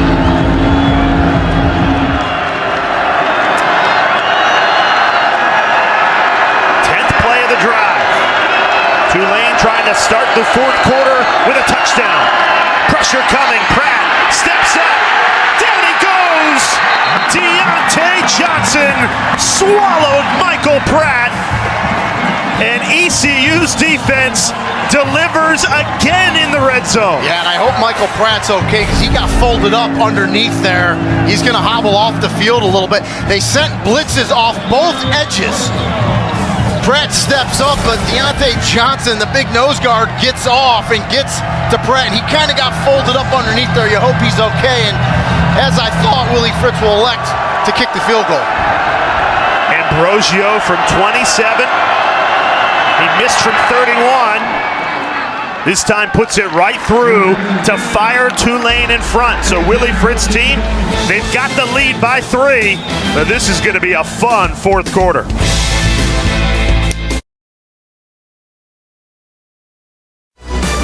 Well, what has just been a fabulous day for college football continues tonight. Saturday Night Football presented by Capital One.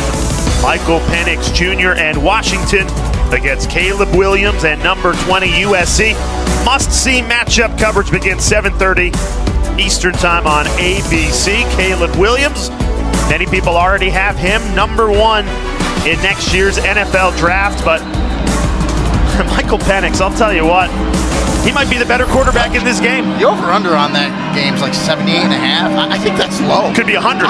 Really, because USC knows they have to score in the fifth. I mean, they just have to. We've got a good one going here. ECU about to get the ball back, only trailing by 3.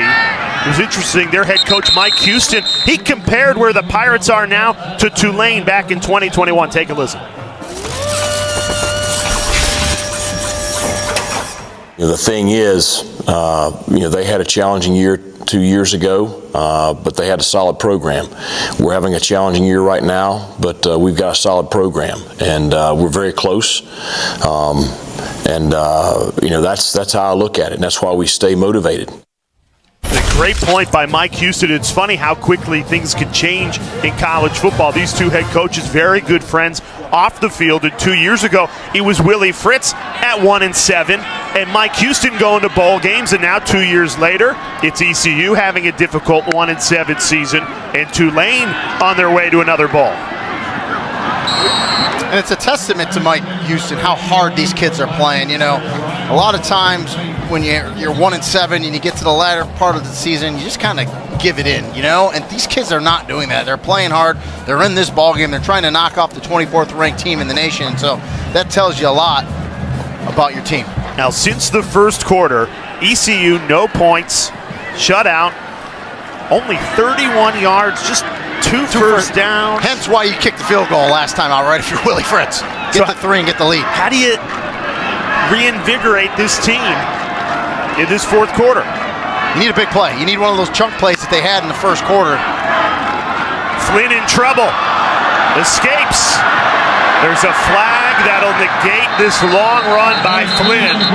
A holding call. And there's a second call in the secondary. I think you're going to get a defensive hold, so you're going to get a little something. I believe you're going to get offsetting here. An offensive hold. You're going to see bottom part of the screen. It was a running back, Gerald Green. Yep. Grabbed Tyler Two fouls on the Grubbs. play, one on each team. Holding, offense number 8. Holding, defense number 5. The foul's offset. Second down. It's like the play never happened. We'll do it again. Now, for as good as that first quarter was for Alex Flynn and the Pirates offensively, only 2 first downs since. They need to find something here in the fourth quarter, trailing by 3. The opportunity is there, though, to pull the upset against a ranked opponent. Flynn off his back foot, checked it down, big hit, Jarius Monroe. Green did well to hang on, albeit for no yardage. And we've called Jarius Monroe's name out a few times today. Comes up, physical corner. And Tulane has these taller, bigger corners that's kind of coming into vogue now. Monroe's 6'2", 205. Lance Robinson's a 6-footer. A.J. Hampton's a 6-footer. So big, tall, long, athletic, and are physical.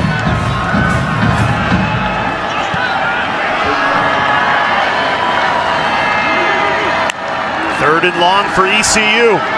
Need 11. Flynn got rid of it as he was going down,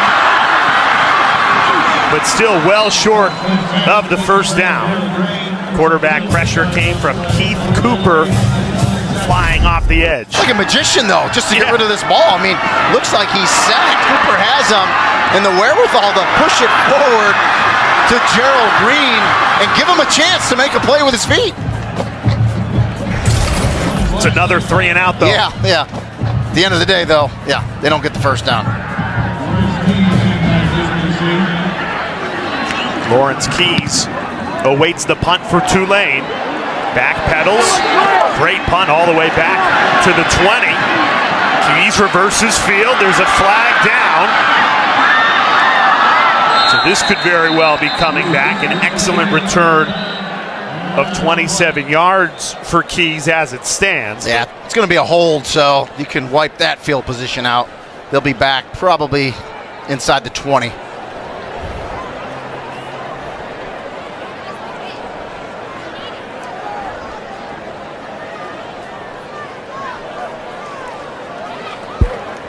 During the kick, holding, receiving team number 25. 10-yard penalty from the end of the kick, first down. Willie Fritz in Tulane. It has not been pretty, but they've got the football and a 3-point lead. Now the AAC all over ESPN Plus next Saturday. The football slate includes Charlotte and Memphis at 2 Eastern, and then ECU on the road at FAU at 4 Eastern. What a job Tom Herman has done for the Owls. And then it's all about FAU because the men's basketball team, of course, they went to the Final Four a year ago, now in the American. Run it back. A lot of those guys from the Final 14 back this season. You can watch the all-access look behind the scenes. Sign up today at espnplus.com/AAC. Yeah, FAU in Boca Raton, Florida. Fertile recruiting ground for all sports. South Florida. You could make an argument Tom Herman's the coach of the year in this conference. Well, we just checked the scores because that's what we do during timeouts. Ball start. Offense, number 87. 5-yard penalty. First down. And they're beating UAB. If they win this game, if FAU wins, they're 5-4. And probably a good chance to get to that 6-win mark and go to a bowl game, which is a tremendous job by Tom Herman. But this conference, obviously Tulane out in front of it, but a lot of competitive balance in this conference. The American done a nice job.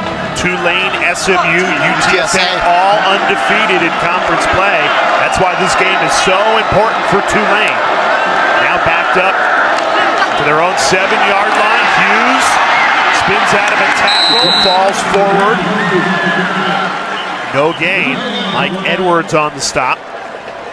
And no gain, might have got one, but it should have been a 3-yard loss. And that's what Mekhi Hughes does. I mean, he takes a negative play. He's able to get upfield and at least get it back to the line of scrimmage. But this is where the ECU defense has to pounce, right? You got him pinned back here. It's 2nd and long. And I think Blake Hare will be aggressive. He's been aggressive all night, trying to make Michael Pratt uncomfortable. But you got to be careful because that's when you can give up a big-time play.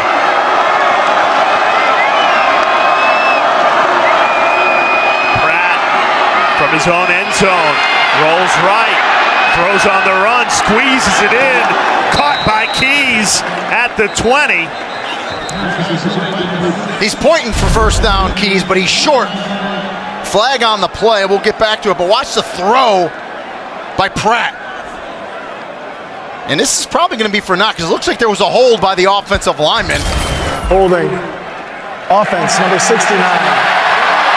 Half the distance to the goal. It's still 2nd down. Wow.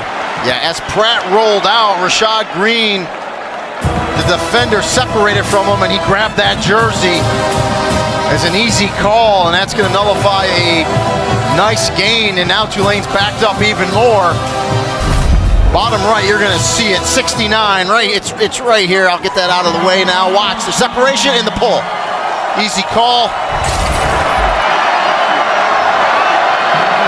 So instead of 3rd and short, 2nd and 18 inside the 5. Here's Mekhi Hughes galloping forward. That's a real nice gain. Late flag. Thrown from the 35-yard line. Yeah, you wonder, did an ECU player come in using the crown of his helmet?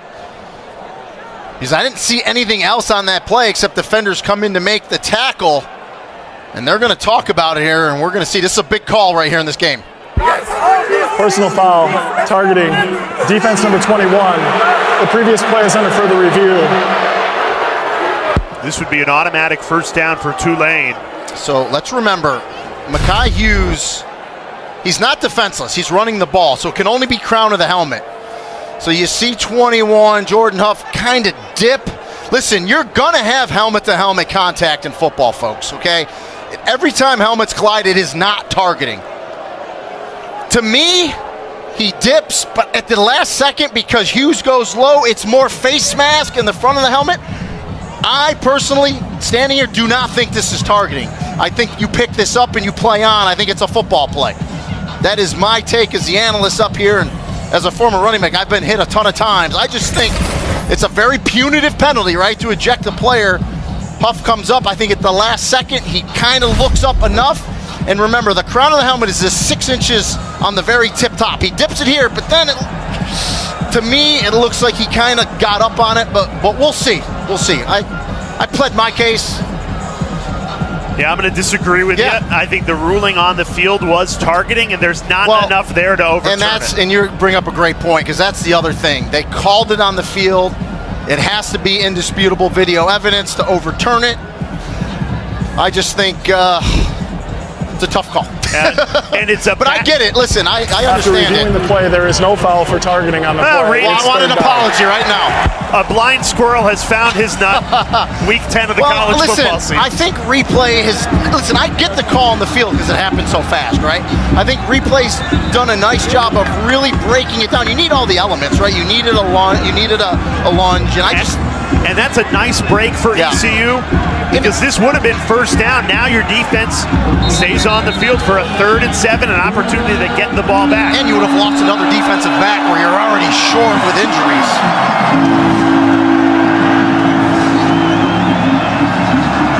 So no targeting. 3rd and 7. Tulane 50% on 3rd down today.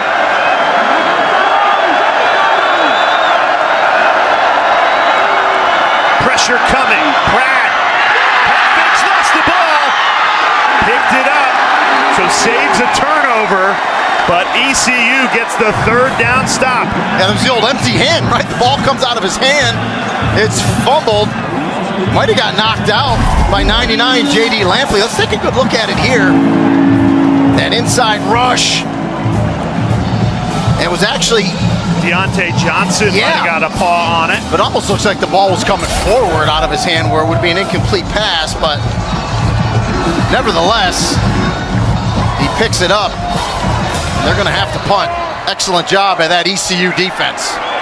Now the Pirates defense has done everything they can to stay in the game with a top 25 team. And now they'll get great field position. Alex Flynn and company from their own 40, only down 3 when we come back.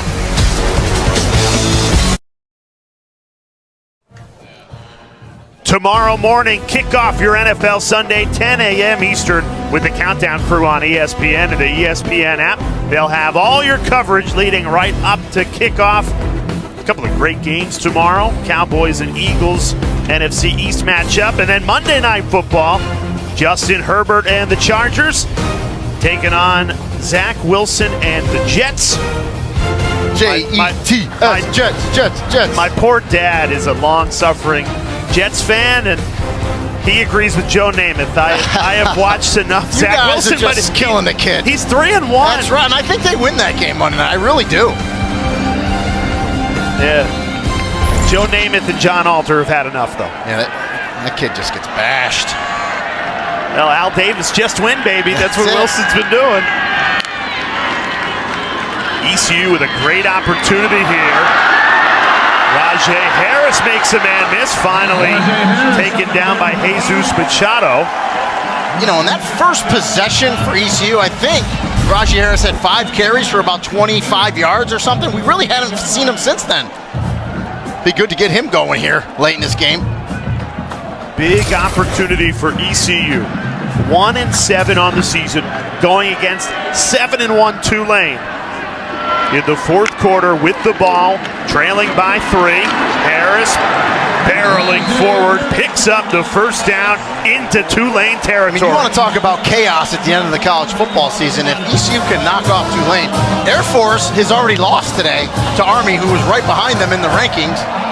JMU technically isn't even eligible, and they're sitting undefeated. I mean, yeah, this last 8:45 and counting is going to be electric.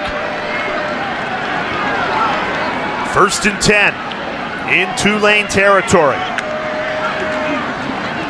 Flynn keeps it himself, falls forward, gain of 2. Tyler Grubbs made the stop. Yeah, the right read there. That's straight zone read. Flynn reading that end man on the line of scrimmage. He crashed it down. He pulls it out. Picks up a couple, but good job by Tyler Grubbs scraping over the top to make that tackle.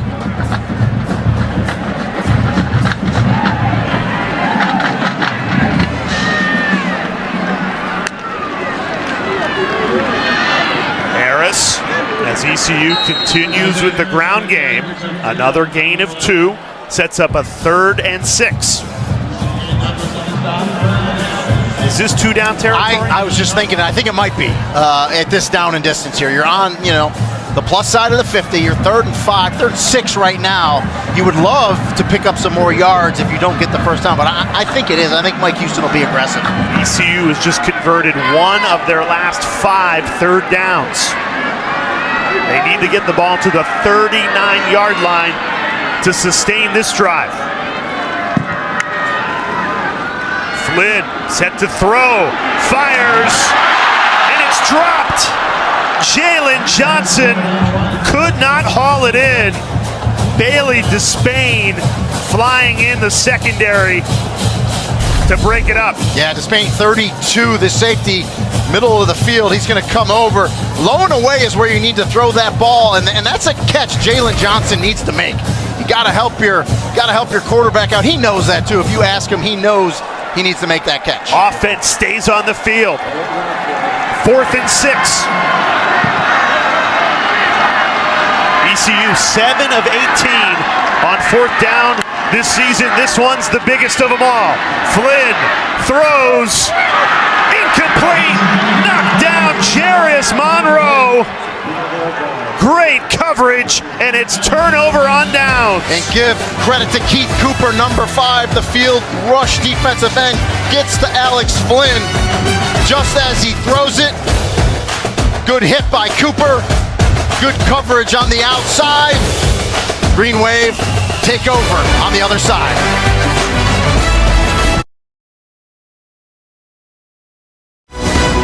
Now, coming into this game, Tulane was a heavy favorite, but Rini and Golia, ECU's made him earn it today. And the Green Wave, they're up by 3. They've done it really with defense. And look at this. I had a producer a long time ago.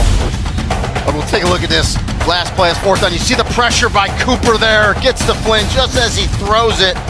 And then the coverage on the back end by Jarius Monroe, who's had a well of a game. We've called his number out a bunch today, not only with pass breakups, but in run support, making tackles. What were you going to say? I was going to say he hated when I used the Telestrator on graphics, and I was going to circle that graphic of the 156 yards in the first quarter for ECU and 34 since then. I mean...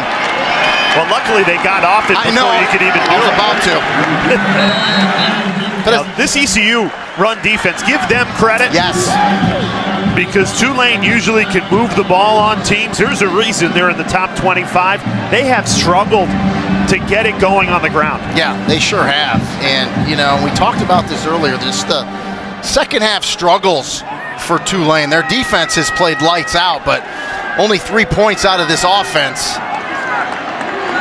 But they'll take it. Listen, a win's a win if they can close this thing out and get it to 8-1. Trying to cling to a 3-point lead. Pratt unloads a deep ball way over the head of Chris Brazel, and that'll bring up 3rd and long. And listen, there was contact there, so I like the way the officials are officiating this game. They're calling it pretty similar. Yeah, I do believe they missed a few grabs, but they're letting them play physical on both ends, and I like that. ECU has asked a lot from their defense today, and they have delivered time and time again, particularly on 3rd down and in the red zone. Do they have another stop in them?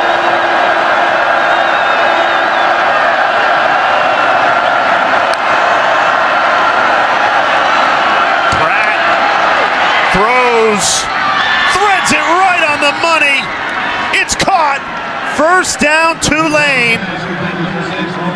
Lawrence Keys once again with a big-time grab. And to me, what makes this play, right side of the screen, you see Mekhi Hughes comes over, picks up the blitz. They blitz from that right side. He steps over, recognizes pass protection, lets Pratt step up in the pocket and throw that strike. Arguably the biggest 1st down of this game. Those are the type of throws that keeps Michael Pratt in the conversation for one of the best quarterbacks in the country. Mekhi Hughes on the carry. Bulldozes forward for a gain of 4. And I think when Pratt threw that ball, his hand came down and actually hit the helmet of one of his offensive linemen. And that'll smart, I can tell you that much. But he's a tough kid. And now, you know what I'm going to say, Jay. you got to start using the clock, right? Do not snap this ball if you're Michael Pratt until there's at least 3 seconds or less on the play clock. It's kind of a bugaboo of mine when they snap it with a lot of time left, and he does.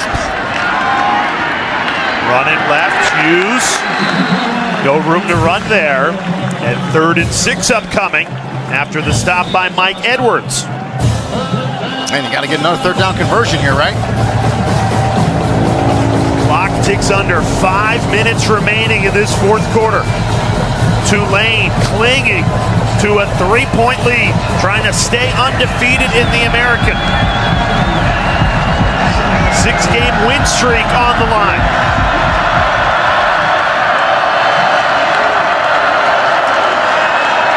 They're going to run it with Hughes, needing 6. And he got 6. Mekhi Hughes. Just enough to move the chains. Yeah, and they ran it there because they were going to go for it on 4th down if they didn't get it. And we've talked about it all game. Just that forward lean, the presence of Mekhi Hughes, who, oh, by the way, is only a redshirt freshman, knows where he needs to get for that 1st down. And it was the 26. He lowers his shoulder. Make sure the ball gets there. It does. And now if you're Tulane, you got to start bleeding this clock because you're under 4 minutes here. Do not leave time on the clock. Right back to Hughes. Very physical runner. He's now up to 96 yards on the game, Mekhi Hughes.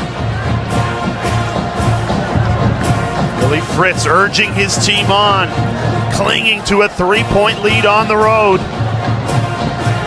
And if you're Mike Houston on the other sideline, when do you start using the timeouts? I think if you get a stop here, they're going to run the ball here. So you get a stop here on 2nd, get it to 3rd. I think if you're Mike Houston, you burn one. The problem is he only has 2. He already used one, so he may wait another play or 2.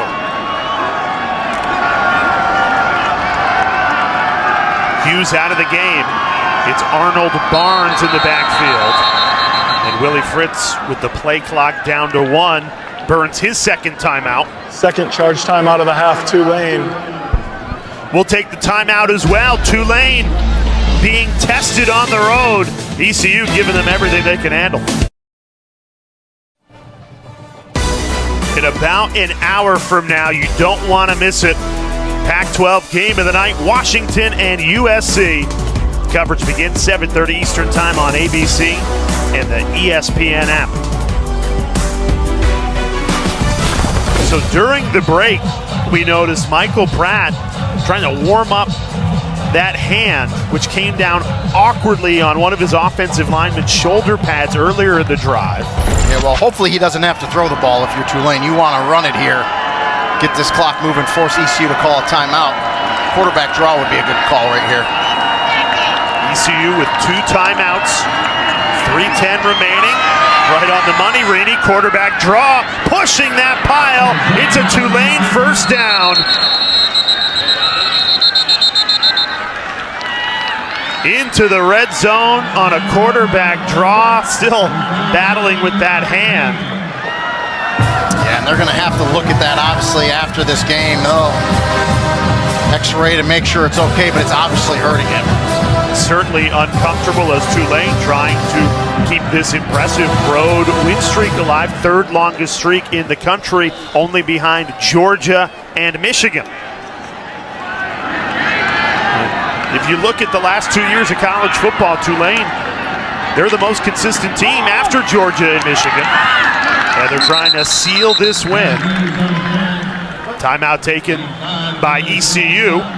As Mekhi Hughes goes over 100 yards rushing for the 5th straight game. You know, we talked about it, how great Tyjae Spears was last year, and they didn't know really what they were going to get with Mekhi Hughes. They thought they knew, right? But you don't know till the lights are on and you bring the player in, and boy, Hughes has been tremendous this season for Tulane.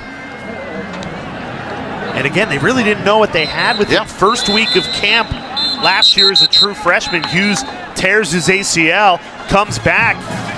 Impressive recovery because he has not missed a beat from Tyjae Spears, who's now in the NFL. Yeah.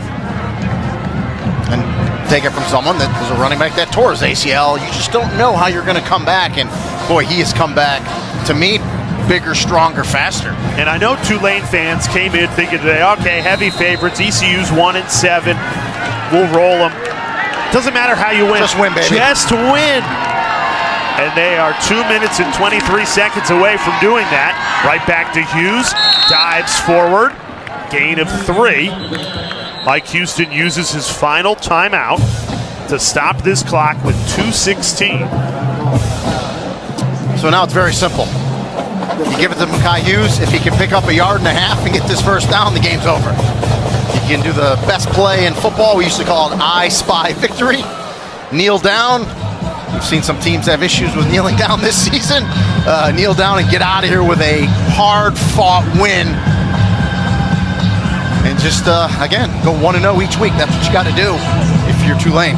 And if you're ECU, again, Mike Houston said the guys are playing really hard. Correct. You're 1-7. At some point, playing hard is not enough. It hurts. The locker room needs that win. You've played well enough to put yourself in a position to win. If they can get this third down stop, you'll have a chance. And this defense has played their butts off tonight, right? Problem is, aside from that first quarter, the offense hasn't done enough, and it just keep putting that defense back out on the field. And guess what? They've stepped up to the occasion, only giving up 3 points in the second half. ECU has played their best defense in the red zone. This is Tulane's 5th trip inside the 20. They only have 13 points to show for it. Can ECU's defense deliver another stop to keep them in the game? Pratt goes under center. This is the ball game. Hughes stuffed. Needed 2, only got 1. So obviously, I don't think that Willie Fritz will kick it here. He's going to let it go down to 1 second again. The play clock, he'll call a timeout and they'll figure out what they're going to do. If it's me, I run it again. And if you get stuffed, they have to go about 75 yards with no timeouts, and they're only going to have, the clock's running, obviously. Minute 30. Minute 30 to go 75 yards to kick a tying field goal. And the offense has really done nothing except the first quarter. So, decision time here. You've already missed a field goal today. But now you kick it and go up by 6 and kick it off, you force ECU to score a touchdown to beat you. So, hey, this is why these coaches make the money they do. They make these decisions at the end of the game. We'll see. But if it's me and I'm the head coach, I tell my offensive line, Sincere Hainsworth, hey, guys, go get a yard. Yeah. Go get a yard. Let's win this game right here, right now.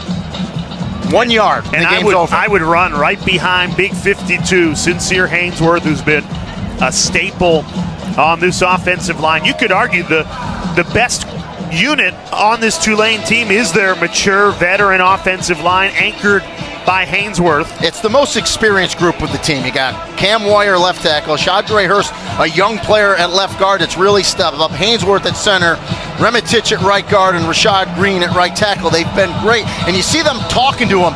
They're going to go for this here. They're going to get out there. They're going to say, let's go get a yard. It'll be interesting, though, if they kind of do like the brotherly shove, though, with Pratt. We saw him do it earlier today. They just try to push that pile a yard. And you hope that hand is okay. Yeah. And there's not a problem on the exchange if Pratt goes under center. Yeah, I believe he's gonna, and I think they're gonna put a couple big guys behind him, and they're gonna try to be Philadelphia Eagles light here and get this first down. Tulane, 1 of 2 on 4th down today. They need a yard to win this game. Pratt plowing forward, and he got it. Waiting for the official signal, but it sure looked like he got it right behind that veteran offensive line. And right behind Sincere Hainsworth, right? The best center in the league, and boy, hard-fought win. Now you feel for ECU. They played their tails off. You see Mekhi Hughes back there pushing and shoving. Tight end Alex Bauman as well, exactly what you want to do. I mean, again, you feel for ECU. They played their tails off, but at the end of the day, there's no moral victories, right? You can't get the upset, and if you're Tulane, hey, you get out of here with a win. You go to 8-1, and you stay up there in the rankings on Tuesday when the College Football Playoff Committee comes out. still in line to get yourself to a New Year's Six bowl game. But you got a long way to go. We talked about the undefeated teams in the American. You got UTSA. You got SMU still in there. So, long way to go. What an impressive finish to this game. Tulane got the ball back with 7:17 on the clock, and they never gave it back. And they did it last week against Rice, too. Over 8-minute drive last week against Rice to end that game. So they didn't score in either of those drives, but boy, that's a quarter of football they took off the clock in 2 drives to seal 2 victories on the road. Now, this is far from the prettiest game Willie Fritz has coached, but it counts as a win all the same. Tulane survives a scare from ECU, trailed by 10, and roared back to win it by a field goal. Yeah, the question now, if you're Tulane, the million-dollar question, and you got to make sure Michael Pratt's hand's okay. I just saw him slap high-five with someone, so I think it's okay, or else he wouldn't be doing it. But hey, a win's a win, especially on the road. A college football Saturday that has seen a ton of close games, including this one in Greenville. Number 24 Tulane survives a thriller, 13-10. Coming up next, College Football 150. Plenty of college football across our networks for Rini and Golia, our entire crew. I'm Jay Alter saying so long from Greenville.